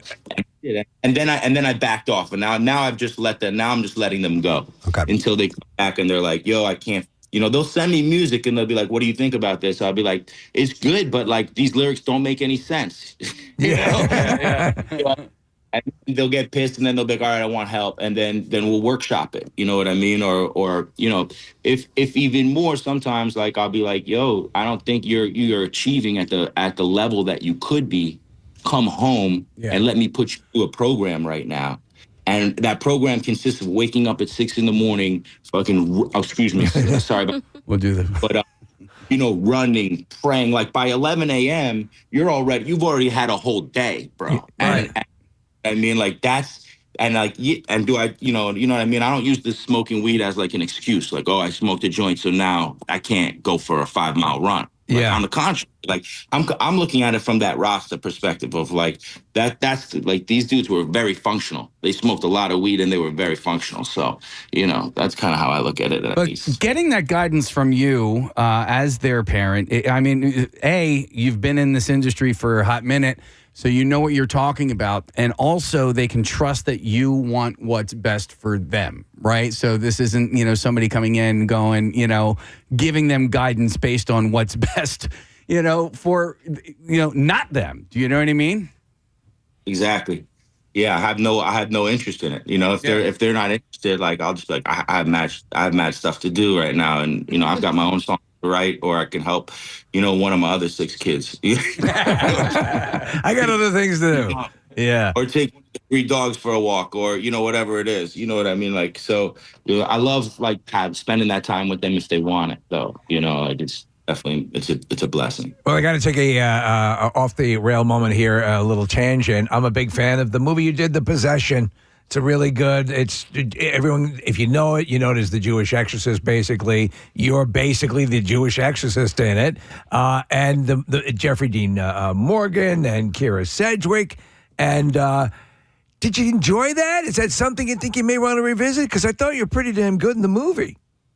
I loved it. I loved acting, and I acted as a kid. I acted also when I was getting into music. I played the main role in the play Equus, and I was in some Sam Shepard plays in Oregon, and so it was always music and acting and ice hockey were my 3 loves, and motorcycles, I guess, as I got. Your 4 loves, yeah. So any plans? The list gets longer as we get older. But right now, acting's not on the radar. Right now, there's been an actual movie about my life that I co-wrote with a couple of different people. It's been like 20 years in the making, and it looks like that movie might actually happen this year in 2026. And if so, I will definitely have a cameo in the movie. I'll play like one of the Chabad that I stay at, like as early Matisyahu, stays at different Chabad houses and stuff. So like I'll probably play like the one dad who like mentors Matis or something like that. There you go. So not to give too much away, but if it's your story, is it your whole story, or does it focus in on a pivotal moment in your life? It mainly focuses on like those first years of like it opens up like barefoot, tripping on acid in a parking lot of a Fish concert, and then it goes through like probably like Jimmy Kimmel and like Bonnaroo and all of that stuff. Okay. So it's like 5 years, maybe 5-6 years of my life. You mentioned Bonnaroo. If you're going to talk about for your life at that point, when Trey Anastasio invited you up on the stage to participate in his set, right? That's how it went. I mean, you must have felt the earth move. Yeah, it was crazy. That was such a crazy experience for me. Yeah. I mean, when you're in the moment, can you, in these moments, you seem like you're obviously a very spiritual man. You're very, moved by the passion. Do you sometimes have to remind yourself to live in the moment and just appreciate what's happening? Yeah. But like when I think back on that, like I'm trying to remember how it felt, of like what the actual feeling inside was. Right. And I don't remember. I remember feeling giddy. I remember feeling excited. I remember but I remember it feeling surreal, and it was hard to take in, 50,000 people, and and the fact that Trey is staring at me right in the face, if I'm because I literally had this fantasy, a head full of acid that Trey was looking at me and being I'll see you in 5 years. And, I was I believe that, you know what I mean? And then I was the acid worked. It was happening. And I'm this isn't supposed to happen. This is supposed to be this weird acid fantasy that I had. That's how your movie needs to end. That's how it starts, yeah. You're trying to discern whether it's real or an acid trip. I love it, man. Well, listen, we're glad you're coming back to town, and bummed that you couldn't, stop by. But we know schedule-wise it doesn't work out. But we'll have to have an in person with you down the road again. Matisyahu is going to be playing Monday at Sellersville Theater. Tickets are on sale at st94.com. Go get them. You will have a great time. It's a wonderful evening of great music. You feel good. Cool conversation and the whole thing. Man, it's great to catch up with you, and we're happy you're doing so well, Matis. Thank you, guys. Great to see you. We'll talk to you soon. Matisyahu, everybody. Right here on the Preston Steve Show. Such a good guy. And he was the whole time, by the way, he's smoking a joint while he was talking to us. And, I think it was the size of a Louisville Slugger. And he was when we were leading into the interview. We were playing one day, and he was totally vibing to it. He was just grooving. You could see him moving around, and so and what's great about some people get tired of their biggest hits, and they just kind of brush them off. And clearly, he still digs that song. It's also rare in a career that you get one that just, every time I hear that song, you're reading some of the text, it makes you tear up. It is hopeful. I have that on, I told you guys a while back about some of the playlists that I make, and I have that on one of my morning music playlists. I love to hear that as the day is beginning. Yeah. Because it's the opportunity for promise. You know what I mean? I know it's promise on a big grand scale in the song, but even just to get the day off and hopefully have a good day, it's a good way to begin, I think. So. There's another, Steve Winwood, still in the game. Oh, still in the game? That's a great song. Yeah, we just say, all right, take another swing at it. Yep. All right, well, listen, after that, I think we're going to take a little break. We're going to come back in a moment, and we'll get into some Befile stories for you, so stay put. We'll come back with that. Barbecue 2026, Saturday, May 9th at Freedom Mortgage Pavilion, featuring Godsmack, Alice Cooper, The Hooters, Everclear, plus Des Rocks, Cami Kehoe, Lilac, our local Shots opener, The Circus Hearts, and the Preston and Steve Side Stage with live band karaoke with Sidearm. It's always an all-day party, so don't miss out. Early bird tickets start at just $35 to sit your ass in the grass. Tickets on sale now at Ticketmaster.com from 93.3 WMMR. Everything that rocks. Restaurants Guy Savoy Monet in Paris. The prefix menu is $536. Oh, did I start with the most expensive one? No, I don't think so. Did you? You're right. No, I didn't. I don't know why these are in no particular order. Don't go in the order. You disappoint the audience. So the prefix menu of up to 13 courses described as a feast of textures, colors, and flavors. The price does not include drinks, however. It's $536. Yeah, tag that on. When you talk about meals that you didn't, my wife and I were on Vancouver Island, one of the best vacations we ever took, and so we're at a Fairmont Hotel, and they have high tea. Now, we were just thinking, being the idiots that we are, this is tea time. We already had lunch, but we're going to go back for tea time and have tea and, a ladyfinger or, a little, a cookie. Yeah. That'll be wonderful. No, high tea is a full multi-course meal. Oh, really? Yeah. I didn't know that. That's the way they were serving it. Yes, sandwiches and all sorts of stuff. And I'm like, Jesus. Here is, let's see. So the one in Paris, you get $100 For the hundreds of dollars, you enjoy duck, lobster, and artichoke soup with black truffles in addition to other delightful dishes. You guys like duck? No, yeah. Never had it. Yeah. It's a little greasier, Casey, than a chicken. Yeah.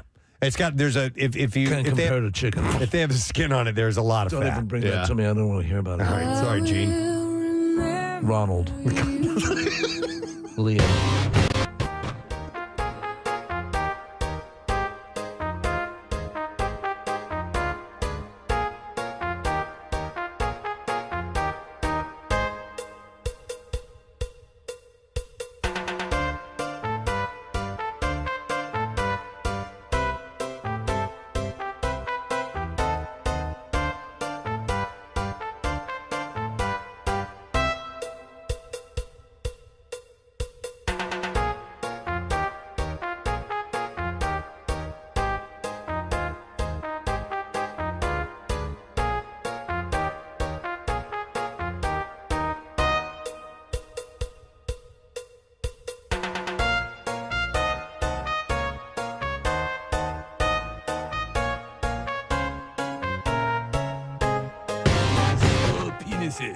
Oh my God. They offer the dining's a little different than ordering sushi as a midnight snack, but spicy tuna rolls, one of the most popular late night takeout orders around the country. So yeah, that's going to cost you $500 some odd. All right, so in Shanghai, there's a place called Ultraviolet. These are the most expensive meals in the world, by the way. $872 if you want to have dinner there. And it's a 20-course meal. Comes with theme music for every course, as well as light shows. All guests at the table are I'll served bring a flashlight to McDonald's. the same food at the same time. And so if you want to head to China, they said that it is a part of a life-changing trip if you would like to go. Yes, it'll make you impoverished. Yeah. Boy, is my life changed. It's over. I can't afford my bills anymore. I'm broke. You have the Burger Brasserie in Las Vegas. I'm a burger dude. Well, the Kobe beef and Maine lobster burger will set you back $777. For $770 for a burger. Yeah, the burger has pancetta, goat cheese, seared foie gras, arugula, Maine lobster, and 100-year-old aged balsamic paired with a BLT salad. 100-year-old aged balsamic. When they do that type of thing, like a 50-year-old bottle of wine, or like that, to me seems like a gimmick. Like, how much better can a 100-year-old balsamic vinegar be than a 5-year-old? I know. You know? Right. So this also comes with a bottle of Rosé Dom Perignon champagne. All right. So that's, going to add to it as well. So you do get that little thing. Sometimes they'll have, a diamond-encrusted chicken nuggets, napkin holder or whatever. These are diamond-encrusted chicken fingers. In New York, Serendipity 3 has the Golden Opulence Sundae for $1,000. No. So this is clearly one of those ones that are festooned with gold, right? Gold leaves and stuff like that. Yeah. So in this dish, Tahitian vanilla ice cream made with Madagascar vanilla bean is covered in 24-karat gold leaf, specialty chocolates, Parisian candied fruits. Right this way, Mr. Elliott. Truffles, caviar. Your heavenly hash is waiting. And more. Snooty. A sundae of this. Naughty. That'll be a hoot. A sundae of this magnitude isn't served in a simple glass dish, but rather a Baccarat crystal bowl that you can take home as a souvenir. So there you go. And you can order. You have to order it at least 48. But that's no big deal. I went to a place where you could take home the menu. It's all the best places to bass fish in Canada. Yeah. 48 hours in advance. By the way, I watched an episode of is it Man vs. Food? Yeah. The guy that eats all, the huge. Yes. Well, they were doing a Philly episode. He went to Tony Luke's. There's like this freaking 5-pound sandwich that they make at Tony Luke's, and he ate it. Freaking Tony Luke's. But there was an ice cream joint that they featured on there in Philadelphia. Oh my God, it looked amazing. It wasn't Was it the one on Market Street in Old City? It might be. These guys had like old-timey mustaches, like old DeBella mustaches, with the curly Q was mustaches. It DeBella? It's not It wasn't Franklin. DeBella. Franklin Fountain? It might have been. Yeah. But wow, that like they make everything there from scratch, all the whipped cream and all the stuff. I really want, but they had one. Wow. They had a special dish that he ate. Yeah, that's it. Yeah. That's got to be it. Franklin Fountain. But they had, I forgot what it was called. I forgot what it was that he ate, but I would like to have one. Have you ever been here? No. It's a really cool place to go to. I would like to go to. Yeah. There's always a line. Oh, Is I there don't like that. Yeah. Okay, but absolutely everything in the establishment is made there. Yeah, and it's really good. I mean, Kathy's right. Like, it's delicious stuff. It's pricey, and you're paying a bit for the experience. But I don't care. You guys know ice cream is my Would you spend $1,000? No. Yeah. No, I would not. Pausing. Hell no, I wouldn't. No, come on. There's delicious ice cream you got that heavenly hash that Nick gave you. But I When he do. tried to kill you. It's in the freezer. tried to kill you. I have some of that tomorrow. All right, let's get back to this list of other most expensive dishes in the world. Everyone, Mr. Elliott is here. Well, hang on. Let me go to, real quick, I'm going to go to Mike, who works in the restaurant industry, who wants to talk about some of these high-end prices. Hey, Mike, good morning to you, sir. Good morning, Ed. How are you today? Good morning, it, buddy. I'm good. So what can you shed some light on here? So a couple quick things. First off, I'm working in the industry and I'm pricing out food and that kind of thing. If we're paying, say, $10 a pound for chicken wings, that means 6 wings to a customer are going to be about $15 to $20. Okay. We got to make at least a triple return on an item in order to pay salaries. Kitchen cooks are making between. Yeah.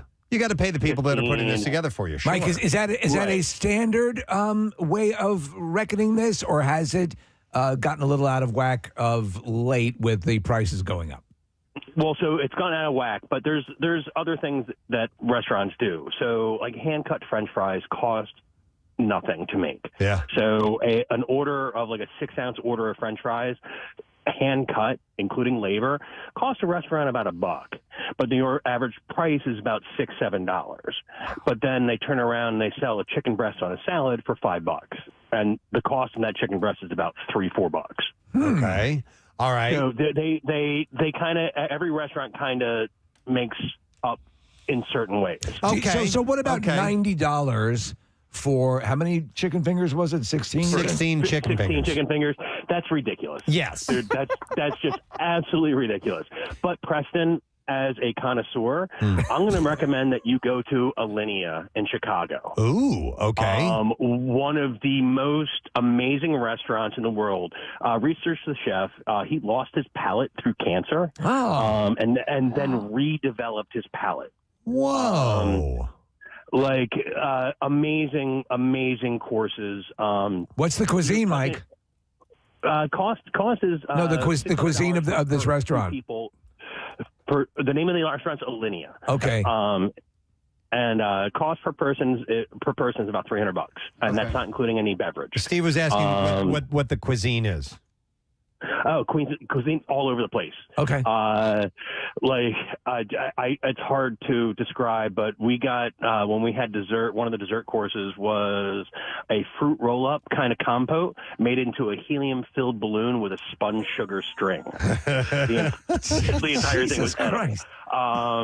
There was a bouquet of herbs hanging from the ceiling above a candle. We thought that was like instead of a flower or whatever. 6th course came around. They brought out a broth. They cut the bouquet off the thing. It had been toasting under the candle for the entire evening. They ground it up and put it into the broth. That was a soup course. So it's a major production. So they do all of this, and obviously this is the kind of thing that if you make it an event, you save up for it and you go and have a good time. But you're saying it's well worth it. Without a doubt. It's one of the most amazing experiences I've ever had dining in my entire life. Wow. Okay. Wow. We never heard of that. We went to Gibson's while we were in Chicago and had a special meal there. That was pretty cool. And Gibson's is really cool too. Yeah. And if you went to the bars, Aviary is the bar that's owned by Alinea in Chicago. There's also one in New York City too, which is also incredible. Cool.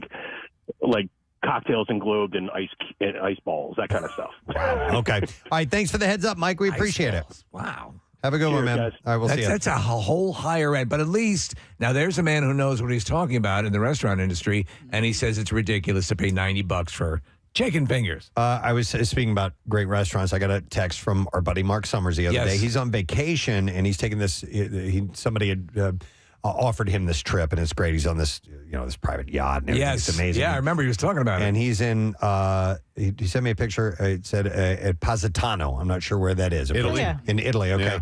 So then he sent me a picture. It said, best restaurant I have ever been to. And if anybody knows restaurants, it's him. Mark Summers. And the restaurant is called Le Scoglio de Tommaso. That's Italian for Burger King. Oh, is that what it is? But he says the best restaurant he's ever been to. Wow. Thank you. I'm going to pass along a couple of shout-outs. I meant to do these earlier this morning, but these are for today. So this is from Megan Rogers. Said, hey, can I request a shout-out for February 24th? It's my mom's birthday. She's turning 56 and has listened to you guys for probably half her life. In 2016, she had a heart attack. Died 3 times. Jeez. So it left her partly blind, and she has a hard time remembering things, but WMMR has never been a problem for her to remember, and I think she'd get a kick out of a shout-out for her birthday. You can say this is from her daughter, Megan, and husband, Mike, and I know you usually run late on these things, but she does listen every day like I do, so here's to hoping that it'll be somewhere around her birthday. And she said, so the end of March is the 10-year anniversary of her heart attack. Wow. Okay, so I don't think you mentioned your mom's name in here, but Megan Rogers' mom, happy birthday to you. All right, and all the best, and thanks for listening for all these years. We appreciate it. And then this one says, hey, guys, my mom, this is from Sarah Goman, says, my mom has been a listener for you as long as I can remember. Her name is Rachel Goman, and she's turning 50 on February 24th. Big 5-0. And she would love to have a shout-out. So if you don't mind, could you give her a shout-out for her 50th birthday, February 24th? Make it the grossest possible short possible. A gross one, if you would, please. I think it's that one, yeah. That's gross level. I think that's the grossest one. There's this, and then there's... Yeah, the second one you just played, I think I would categorize that as the There's gross more one. pulp. Yeah. Yeah, I agree. Let me see. Oh, and then real quick, this is not a shout out, but it's just a fun little note. It says, this morning on the way to school, my 7-year-old Mariella, who loves to read everything that she sees, asked what Wolmer was. She asked what Wolmer was, and I'm like, what are you talking about? And she says, on car screen. And it took me a minute to realize what she was trying to read. WMMR. Walmart. But says everything phonetically as a newish reader does. So I explained that when it's all capitals, you just say the letters. But I wouldn't be surprised if she keeps calling it Wolmer just to be funny. So that's from Jessica. We'll take it. I'm throwing one of these in. Oh, okay. I thought that was a cute story. All right, we can now do the bizarre file. So we're going to do that right now. Here we go. WMMR presents Preston and Steve's Bizarre File. All right, a Wisconsin elementary school teacher has been arrested after being accused of using cocaine on campus. And you can't do that. Not as an elementary school teacher, no. Once you get to middle school, they're a little bit more lenient. Lori Lobenstein is facing a charge of possession of cocaine. Authorities said someone made an anonymous tip about her. Put your heads on your desks. I'm going to do crack. The tipster said that a school resource officer had noticed changes in Lobenstein's behavior. The tipster also told police that they had seen Lobenstein frequently go into the bathroom with her purse and had found bloody tissues and white powder in the restroom area. Hey, we should have a bake sale. We should really have a bake sale. The tipster told police that the school principal was informed about the concerns but did not take them seriously. Authorities said a school resource officer took a sample of the white powder to the police station. It tested positive for cocaine. All right, man, here's a question. 2 + 2 = what? The officer returned to the school on the 12th with a police canine, searched Lobenstein and found cocaine in her purse and coat pocket. Investigators interviewed her, and she told them she had started using cocaine in August.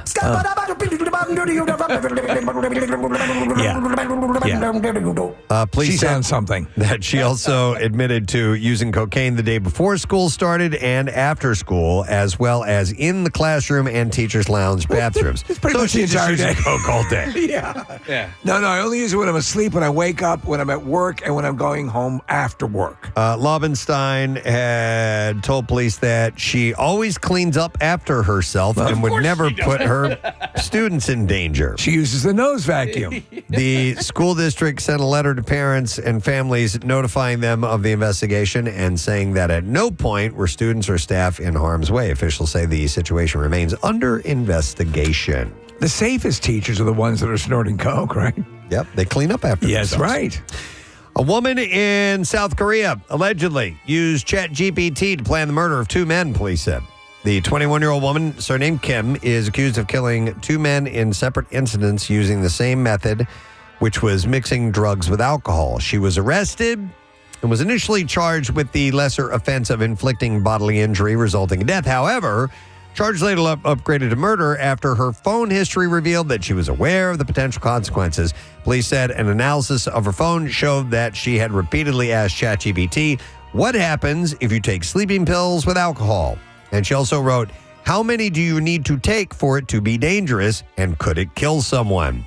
An investigator said she repeatedly asked questions related to drugs on ChatGPT. She was fully aware that consuming alcohol together with drugs would result in death.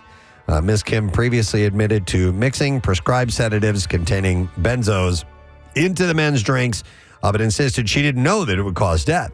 They said the first killing took place on the 28th of January. She went to a motel in Seoul with a man in his 20s and left the motel alone after 2 hours. His body was discovered in the room the following day. And then on the 9th, she allegedly killed another man in his 20s after checking into a different motel. Authorities also allege she attempted to kill her then partner in December last year by giving him a drink mixed with sedatives. The man lost consciousness but later recovered. I mean, this is like a serial killer. It's a serial killer. Yeah. Listen, why don't you let me make you a drink? Police said that they are continuing to investigate whether she may be linked to additional deaths. It sounds like this is not a few and done. Yeah. All right, we need a lighter story than that. Someone in Japan is really tired of problems with the water system. The anonymous person with very deep pockets and a lot of goodwill quietly dropped off 46 pounds of gold bars at Osaka's water department back in November, and the city only just went public with the gift. The gold, worth about $3.6 million, came with one request. It's use it to fix Osaka's aging water pipes. Wow. The donor, who chose to stay anonymous and didn't even want a thank you letter from the mayor, said that they were inspired to give after seeing news coverage of a water pipe break that flooded a major road in Kyoto. This money will go to the water system after the purchase of my personal yacht. The mayor said that he was left speechless and promised the money would go exactly where the donor wanted. Osaka has 92 water pipe leaks in the past year alone and needs to replace about 160 miles of pipes total. So there's a significant weight to that amount of gold. Yeah. It's not like you could, DoorDash it over. Yeah, exactly. All right, authorities are investigating an arson after someone in Arizona set a police speed radar trailer on fire. Around 5 a.m., first responders were dispatched to the fire in a neighborhood. Police say the trailer was intentionally set on fire by an unknown person. This type of trailer is often placed on the side of a road to display the speed of an oncoming vehicle on an LED screen. The department specified that the device was strictly to calm speeding, was not a license plate reader amid statewide concerns about privacy concerning the devices. Anyone with information is related it's related to the arson should contact police. But somebody just burned it down, lit it up. You'd think they'd have some sort of security camera, on something like that. Yeah. All right, and then finally, this is from a couple of days ago, but I thought I would bring it up. Newly public police-sworn body camera footage from a hazing case at a University of Iowa fraternity shows over 24 blindfolded men covered in substances in a basement over a year after the initial incident. This is the freaky pictures. It is, yeah. Iowa City Police and Fire Departments and the University of Iowa Police responded to a fire alarm at the Alpha Delta Phi fraternity house on November 15, 2024, where they discovered 56 blindfolded pledges with food thrown on them. The university investigated the incident and ultimately suspended the fraternity for 4 years until 2029. So upstairs was a woman with a bowl of water and a stick she was wrapping twine around. Oh, wow. Weapons? Yeah. So here's what they know about the release of the footage. In edited footage posted to YouTube by The Crime Piece, police and firefighters are seen responding to the Alpha Delta Phi fraternity house. In the footage, officers find a basement full of young men blindfolded. Some are shirtless. Many appear to be covered in white, yellow, red, or brown substances. Police repeatedly urged 2 men in the video to contact the house dad or anyone in charge. One man dressed in a white hoodie stands at the doorway of the room holding a beer. Identify himself as Jose and then provides an ID to officers saying, "I think it's fake." Meaning the ID he was right. giving him. I think my ID is fake. In the video, police shine a light into the basement room and attempt to speak with the men standing silently, with one officer saying, "All right, this stops here, guys." Officers ask the shirtless men to leave the room. They don't move. At one point, an officer asks us if anyone is hurt. No one responds. They think they're trying to be tricked into screwing this up. Officers order 2 of the shirtless men out of the room for questioning. Another officer asks the room of shirtless men, "Does anyone want to be forthcoming on what's going on? Anyone?" Room stays silent for a few seconds, and then Jose returns and says the fraternity is holding a celebration of life.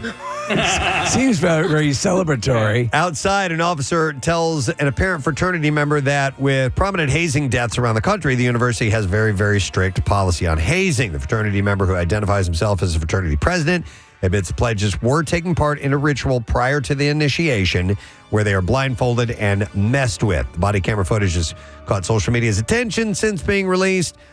Social media users have called the footage wild and likened it to a scene from a horror movie. Yeah, like Weapons, Steve. Absolutely. And others suggest allowing boys to be boys. The National Alpha Delta Phi office concluded through the results of their own investigation that 2 fraternity members bear sole responsibility. National office said the members admitted to organizing the hazing and pushed forward without the consent of chapter leadership. Their memberships were revoked. So how much more is enrollment going to go up at this school? I don't know. All right, and there you go. That is the last story in the Bizarre File for you this morning. All right, we'll take another break. We'll come back momentarily. We'll start giving some stuff away. We got our lesson question. We'll also get the trash and the music news on top of that. So back in a moment with it all. Stay there. I saw some of his social media posts. I was in Positano years ago, and it was probably one of the most beautiful places I've ever been to. Nice. You went on your honeymoon, right? Or is that a different time? Yeah, it's the first husband. It's a really good question. Wait, hold on. Let me think about this for a second. All right, the other super duper expensive meals that you can find in the world, there's one at Sublimotion in Ibiza. It's called Sublimotion. And you will pay for a dinner about $1,757, it says here. We're talking a dinner per person, right? It is a 3-hour dining experience. That comes with an accountant? $1,700 per person. That's more than the average family will spend in an entire month on food. I don't want to be there for 3 hours, though. That's the thing. Like, 2 hours max. Yeah, but if you're spending $1,700, I want to be there for the weekend. Yeah. Where are the good $1,700 fast food places? So they said they create a spectacle for the eyes, ears, and taste buds. Music and art go along with the 15 to 20 course tasting menu. Want to talk to somebody who's had a really, really expensive meal? Yeah. We got Kelly on the line. Hi, Kelly. Good morning. Good morning, bitches. What's up? Hey, bitch. All right, so you went to a super duper expensive restaurant. What was it? So it's called Disfrutar. It's in Barcelona, Spain. And my husband and I went on our honeymoon. And at the time, it was not ranked as high, but currently it's the number 3 restaurant in the world. Okay. Wow. And what did you have? So we actually went for lunch, and we had what they called the Grand Prix menu, and that was 36 courses. Okay. It was insane. Like, there was, how are you still hungry? 4 of the courses alone were dessert. Okay. So it was Casey's just on board. And like the past caller just said, it's just so gastro. The things that they give you are so completely out of the box. I sat down and I cried because it's a Michelin-starred restaurant, and it has always been my dream to go to one at least. And it was like at the end, dessert was okay. So it was like vanilla bean cotton candy, but they brought it out on what looked like an old cotton, like you would pick cotton off of a field. Okay. It was insane. Yeah. So, but let me tell you this though. So one course they bring out this insane, like old, aged scotch, right? And they present this bottle to you, and they ask you to put out your hands, and they pour some into your hands. Well, me being the ignorant American, I slurped it up. and like drank it. And you were supposed to wash your hands with it so that way the Yes. Oh, that's great. Really That's funny. great. By the way, those mints in the latrine were delicious. Do you know, Kelly, I would have thought the exact same Totally. thing. You're thinking, oh, it's a different culture. Yeah, This is the way they do this. They're going to so drink it this funny. way. I mean, it's an aged scotch for crying out loud. It was too good to not try. Like, why am I washing my hands with it? Oh my God! So what was the final cost per person? So it was like a little. It was more than our mortgage payment. It was about 17 and change. Wow. Yeah, But combined. you were there for Combined. your honeymoon, right? So you it was part of a dream come true, correct? Oh yeah, it went on the credit card and like maxed it out immediately. $1,700. Was it worth it? It was very lost on my husband, but he was a trooper, and he tried a lot of things. But for me, as a chef, and as a pastry chef, like I've gone to culinary school, for me, it was a world-class experience. He was a trooper. Can I ask you, Kelly, 36 courses you said, are you not completely to the point of vomiting at that point? Or, I mean, what kind of volume of food are we talking about? So they're small portions. Like, think like when you see stuff on Top Chef, like they're not large portions. It's small. It's like it's like 2 to 3 bites. They taste it really well. You're there for 2.5 hours. And then like they retire you when you eat there, they retire you to this, like indoor outside, like sitting area where you like smoke cigarettes and drink cognac. So like you digest everything. It's not like we're eating this at a rapid pace. I gotcha. You're not like my husband could have ate after. Actually, I feel like. No, well, and from where you're coming from, I can see why this should be important to you if you yourself are in that culinary world. But we're looking. I guess this is the Instagram page up here in the studio, and the stuff looks unbelievable. Yeah.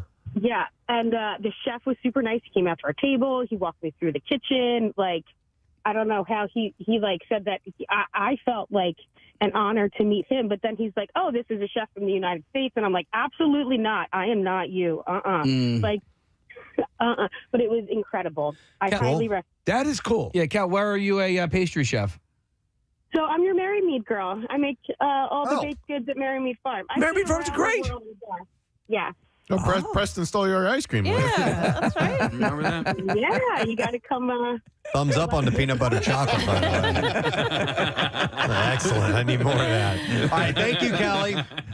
Yeah, no problem. Have a good one. See you later. By the way, I got a text that says, on the heels of that really expensive dinner, said, I, last night, had the meatloaf with 3 sides at Cracker Barrel. Oh, man, that's great. And they throw in a free Meltilla CD. And then somebody said, this is good. It says, I once took a girl to Olive Garden and then got her pregnant. Yep, that was an expensive dinner. All right, let me rip through a few more of these. So the most expensive meals in the world. In New York at Norma's, they have what's called the $1 zillion lobster frittata. Frittata? $2,000. Jesus Christ. Yeah, that's an expensive meal. The omelet includes 10 ounces of Sevurga caviar, which is a big factor in price for those who can't afford to pay the cost. There's a smaller frittata with only 1 ounce of caviar available for just $200. Have you ever? I think had it's disgusting. Caviar? I don't even know if I've had it. I hate it. And anytime I've tried it, I mean it. And I've had different types of roe before, even in sushi. Sometimes you get salmon eggs and things like that, and it's a form of caviar. Right. I just don't like it. It's way too powerful of a flavor It's for me. salty, right? It's super duper salty. Yeah. Industry Kitchen in New York has what they call the 24K pizza. It's not $24,000. Oh my God! It's $2,700. $2,700. Now I love pizza. We got one of those backyard pizza ovens. You hook up to a propane tank, and we've been making our own pizzas. It's really cool. But $2,700. What could possibly warrant that? Well, it requires a 2-day advance order.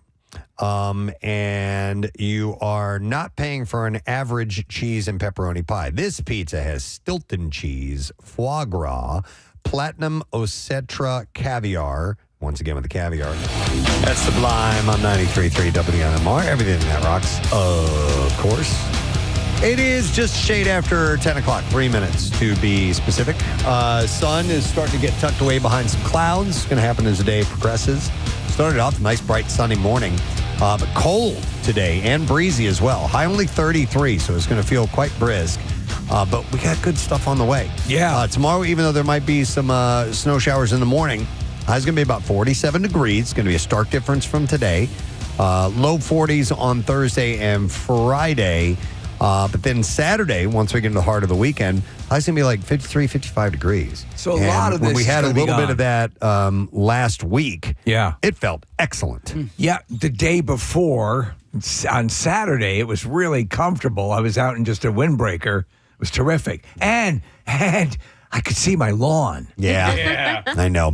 But hopefully you should be able by Saturday, I would think, At be least able to see the good grass chunk again. of it. Yeah, we're gonna be moving this stuff. I was actually shocked at how on the drive home yesterday, even the side streets a little bit, but by the time I got all the way home out to Harleysville, like it was clear. So fine. The problematic side streets in my neighborhood were actually pretty good. They were down to the pavement. So yeah, even though historically speaking, it was more than the first storm, the aftermath was much more manageable. I was walking around Fairmount and I saw this group of kids walking around trying to find neighborhoods to shovel, driveways and sidewalks. Love that. It was too late though. Yeah. But it had been passed already. Yep. Yeah. You had to move quick. So I'll take it this way. It's better this way than last time around. All right, it is time to give some away. We will provide the winner of the lesson question a pair of tickets as MMR Rocks David Spade. It's called the I Gotta Feel For It show. Saturday, March 7th at Ovation Hall at the Ocean Casino Resort in Atlantic City. Question this morning to you is from in our 7 o'clock hour. How many days have we gone without a coffee spill in the studio? 610-660-9333. Were you listening? Do you know? If so, you should call us right now. How many days have we gone without a coffee spill in the studio? 610-660-9333. Call if you know the answer. The trash business is a gold mine. 93.3 WMMR with Preston and Steve's Hollywood Trash. All right, so we'll get some stories while we wait for your call. Steve, what's going on this morning? Well, Preston, as you reported earlier, Nick Reiner is now on his own after his siblings decided to no longer pay for his legal defense. The mentally compromised Nick responded asking, "Is this because I killed mom and dad?" Oh, dude. Oh, my God. Monty Lopez, the father of pop star Addison Rae, agreed to take a paternity test to determine if he is the father of Ray's little brother. Lopez has been resisting the test, noting that he's dropped more loads than a defective forklift. Wow. And finally, adult content creator Bonnie Blue saying she's pregnant after her latest stunt, having unprotected sex with 400 men. Bonnie says she's absolutely stunned, noting that at least 200 guys pulled out. Oh, my. That's your Hollywood Trash. All righty, somebody's got to have the answer to this. And the question is, how many days have we gone without a coffee spill in the studio? 610-660-9333. And it looks like Adam is on our line. Hi, Adam. Good morning, ma'am. Good morning, Nick. Good morning to see you, Adam. Do you know the answer? That would be 0. 0. My bad.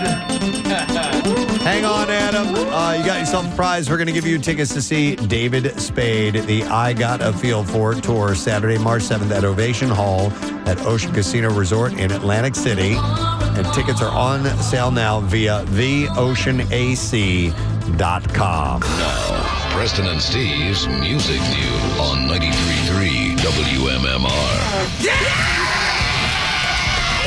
Oh. All right, only a couple of stories for music news this morning. We'll start with Dropkick Murphys. They're going to perform a free acoustic show in Minneapolis on March 6th in honor of Alex Preddy and Renee Good, the two residents killed in separate encounters with immigration officers in recent months. The concert starts at 1 p.m. near the spot where Preddy was fatally shot, close to Eat Street, and will also feature local acts including Wild Colonial Boys, Kiss the Tiger, and others. The band will then play a sold-out full show at the Palace Theater in St. Paul that same evening. Frontman Ken Casey said the band is proud of how Minnesota responded, and they're honored to show their solidarity. The show will also be live streamed globally if you want to catch that. Brent Smith will release Shinedown's new album called 8 on May 29th. And his mother, Patricia, had passed away on January 19th. She was 72 years old. And he wants to honor her through the band's upcoming world tour and 8th record. The 48-year-old musician thought back to his mother's last words. He had said, I remember my mother putting her hands on my hands and looking at me in the eyes and just saying, I want you to know that I love you, and there's no way I could ever measure it because my love for you is forever. Yeah, the new record has 18 tracks on it. According to Billboard, Shinedown has received 21 number one hits during its 2-decade run. The loss of friends and family members during the album's creation shaped the final product, including the deaths of musician Brad Arnold and actor James Vanderbeek. I don't know if they knew him or they were just affected by his story or not. Yeah, I'd be curious to learn. The Dance Kid Dance Act 2 World Tour will start in May.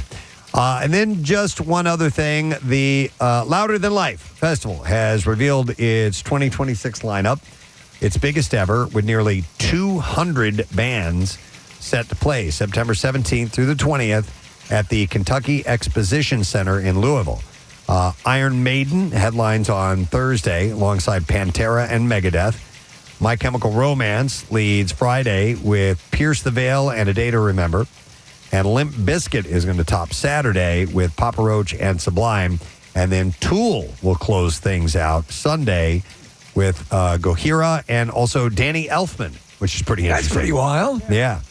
Notable extras include Pantera's only U.S. date of the year and one of Megadeth's farewell performances. And tickets are on sale now. But 200 bands set to play in that festival. That's a big-ass show. Yeah. How the hell do they even do that? Yeah. All right, and that's it. That's all I got in music news for you. That's enough. We're wrapping a little early today. Sorry, but we'll come back in a second. We'll get the letter of the day for the Word of the Week prize when we return, and you don't want to miss out on it. So we'll come back with that. Stay there.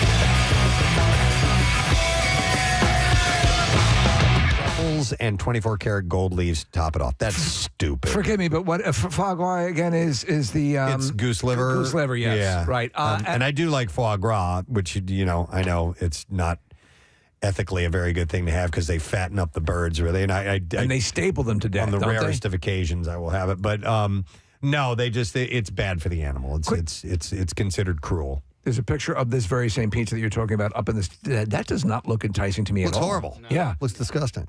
All right. It looks like paste with the stains on it. At Fleur in Las Vegas, you can have the Fleur Burger 5,000, and that does cost you $5,000. $5,000. And it's just outside the Mandalay Bay Resort and Casino. Only the most expensive meat is used to flavor this $5,000 burger. The Wagyu beef costs about $100 per pound. Also adding to the high costs are truffles worth $1,500 per pound. The meal also comes with a bottle of 1995 Chateau Petrus. Well, there you go. Valued at $2,500. So what is considered a better beef, Wagyu or Kobe? Wagyu, I've heard, is by far the top of the line, but I'm not the sure. ultimate. See, this is cheating. You call this a burger and you charge $5,000, but you're throwing in a $2,500 bottle of champagne. Yeah, I agree 1,000%. It's like bogus. If you were to serve $90 chicken fingers with a Maserati, and then you claim that was the price of the meal, that doesn't work. But still, if you think about it, $2,500 bottle of spirit there, it's still a $2,500 burger on top of that, which is pretty steep. Right. So, Steve, here, Nick found this bit of information about Wagyu beef. It says Wagyu marbling is better tasting. That's the fat that goes through the meat. Wagyu fat melts at a lower temperature than any other cattle's, resulting in a rich, buttery flavor unseen in other strains of beef. This fat is also unsaturated and high in omega-3 and omega-6 fatty acids, meaning not only is Wagyu marbling more delicious, it's also more healthy. Steve, the source on this, and I'm not kidding, is Steak University. Really? Out of Chicago, yes. Steak U. My Chicago Steak, and they have their own little Steak University, and you can learn all about it. SU. All right. Two more items on the most expensive meals in the world. This one is at Renato Voila. Voila. in Salerno, Italy, and the Louis XIII pizza. Okay. And I'll bet you it comes with the booze, Hey, right? Come on. Is that what it does? That's bullcrap. Louis XIII. When you go into a bar, Right. at the very, very top of the where they have the booze displayed, sometimes there's one bottle with a little light on it. Yes. That's Louis XIII. So to me, you would have a pizza that would have this particular spirit mixed in with the dough or something like that, right? That would make it more. Otherwise, to me, it's not the exact cost of the meal. So the pizza has toppings such as mozzarella di bufala, lobster, and caviar, all flown in from different parts of the world. And to top it off, what am I talking about? I am talking about the need to eat pizza. Here you go. It says the feast is served with Remy Martin Cognac, Louis XIII, and Champagne Krug Clos de Mesnil.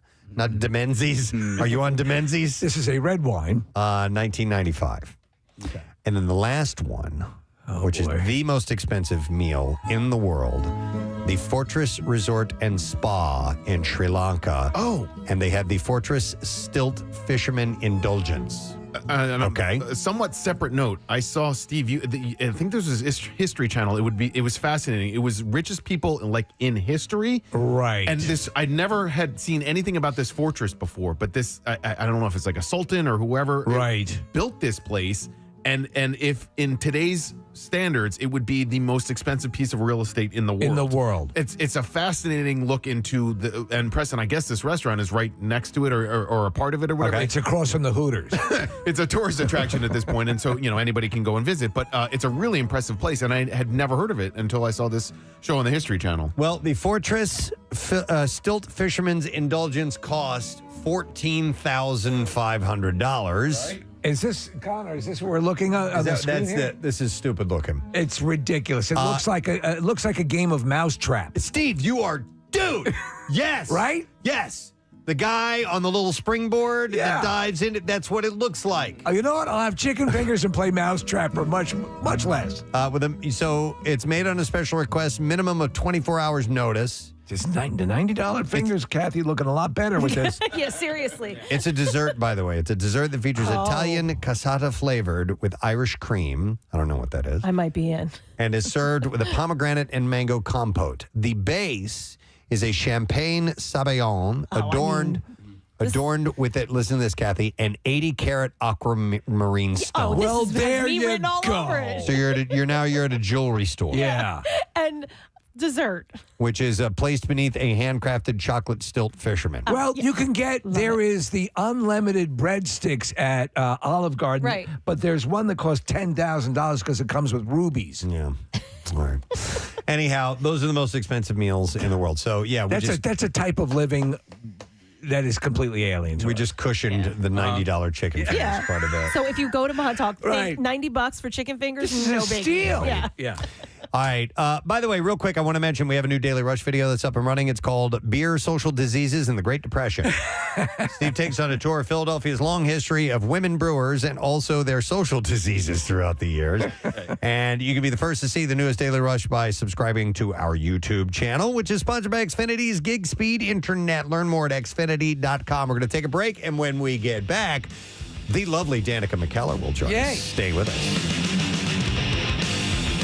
Preston and Steve on 93.3 WMMR.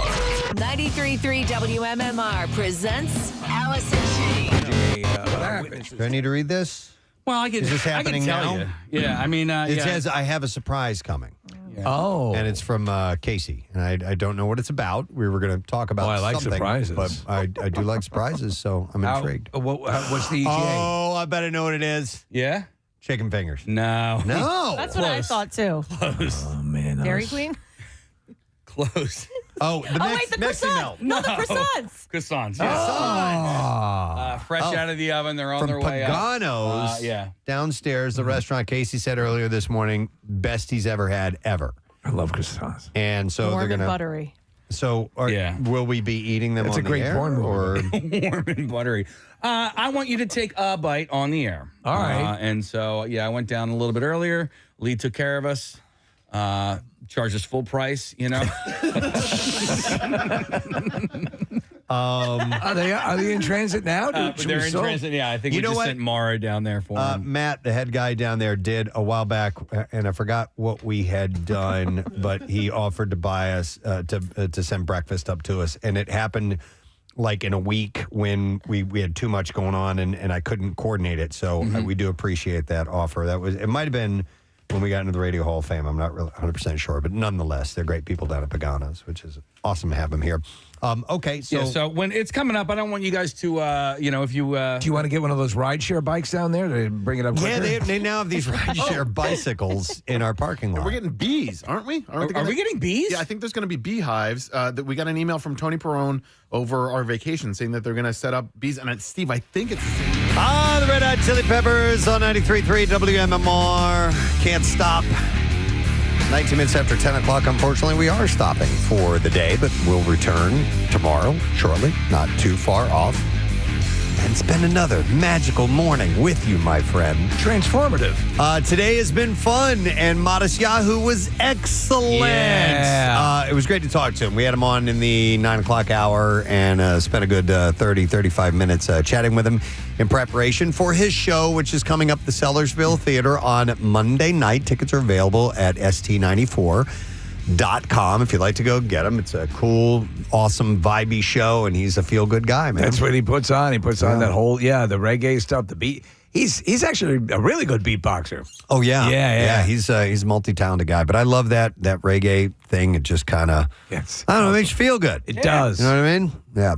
Kind of like Matt Cord does. Thank you. Every day. Acid changed his life, huh? Yeah. And fish. It's amazing. Yeah, And I didn't fish. realize the fish, he's a huge fan. Yeah. Have you ever seen him at a show? I've never seen You probably were at the same shows. You just didn't realize. Well, listen, if he was at 25 shows last summer, we were probably at the same show at least once. Yeah. Now, do you think he's got a good VIP at these shows? I mean, he does. He knows Trey. Yeah. Does he get to sit next to the soundboard guy? What's his name that you like? Oh, Chris Carota, CK5. Yeah. CK5? Yeah. That's his name? Yeah, CK for Chris Carota, and then 5 because he's the 5th member of the band. How deep into the crew do you go? Like how many? I know Chris Carota. That's it? Everybody knows Chris Carota. I thought there was a famous light guy, too. That's Chris Carota. That's Chris that's Carota. him. Yeah, Well, okay. yeah. Catering. Yeah. Yeah, how about the catering guy? Yeah. Wow. But no, he's great. Yeah. What band have you seen most? Pearl Jam. Okay. Oh, yeah. I'm like yeah. All right. in the 80s, I think. 80s. Yeah. Wow. Yeah. That's a lot. There's no band, even my favorites. I don't see them that much. It helps that and this is privileged, that I usually get a laminate. Mm-hmm. Yeah. For the tour. For the tour. Yeah. So you can go to any show. Yeah. Wow. Yeah. Okay. Yeah. That helps. That is pretty that does amazing. not hurt. Yeah. Don't you have one of those for Amy Grant? Yeah, but I try not to show it off. I feel a little privileged. I saw them in Verona, Italy.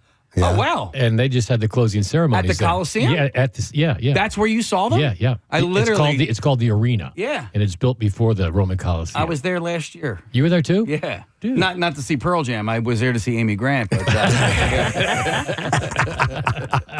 How was she? Oh, she's Great. amazing. Yeah. She's pretty incredible. That's a full tribute to Pearl Jam. Yeah. Right. Does she sell grilled cheese sandwiches?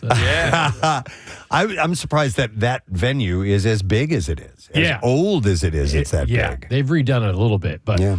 I remember the backstage area is it's just like rocks. Wow. And the seats when we were there were like you just sit on a boulder. Like really? Yeah, It's I like mean going to a there show were with the chairs up Flintstones. front, but on the back of the house, we're like we were. It was just like slabs of slate, like that's Original furniture. And then Eddie came out. He goes, "Man, this is where they used to feed the lions to the Christians." I think it's the other way around. Yeah. Hey, this is really good line. Where they would feed the lions to the Christians. And then they thought, you know what, we're not getting the kind of audience we want. Let's do it the other way. They're basically just sitting down to an exotic meal. If we reverse it, it's bloodshed and carnage. I'm so stupid. Little lion meat. Wow. Come on this week, Christians. All right, Matt, let's get the letter of the day. Preston and Steve on 93.3 WMMR. Now, the Daily Letter. All right, the Preston and Steve show is brought to you today by the letter A as in Aerosmith. All right, and we will give away this Word of the Week prize on Friday. It's a pair of tickets for both pair of pit tickets, by the way, for both Dave Matthews Band shows.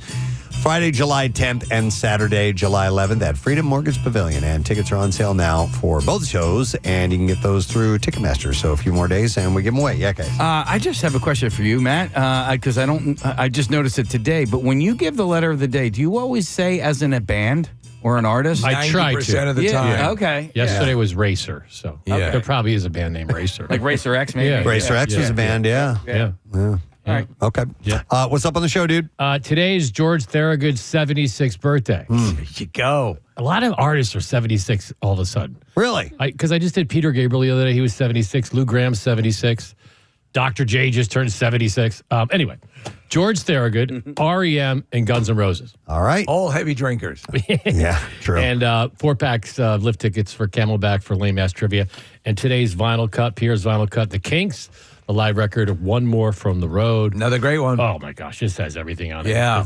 And this is like the 1980 tour. And then You Really Got Me, Misfits, Superman. Yeah. Great stuff. Nice. Pierre would approve. All right. He loved Ray Davies. Yeah. Let me thank our sponsors. Preston Steve Show has been brought to you today by Duncan, and the Preston Steve Show runs on Duncan. Also brought to you by Live Casino and Hotel Philadelphia, voted best casino in Pennsylvania by Casino Player Magazine, and also brought to you by Virtua Health, here for good.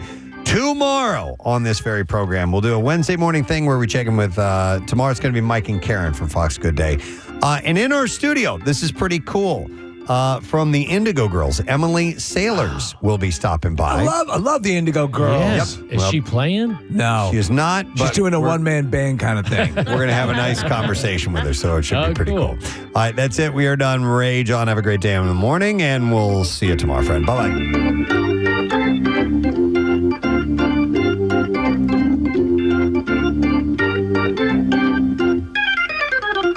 Preston and Steve. On 93.3 WMMR. Bing, dang, doo, doo, be, do.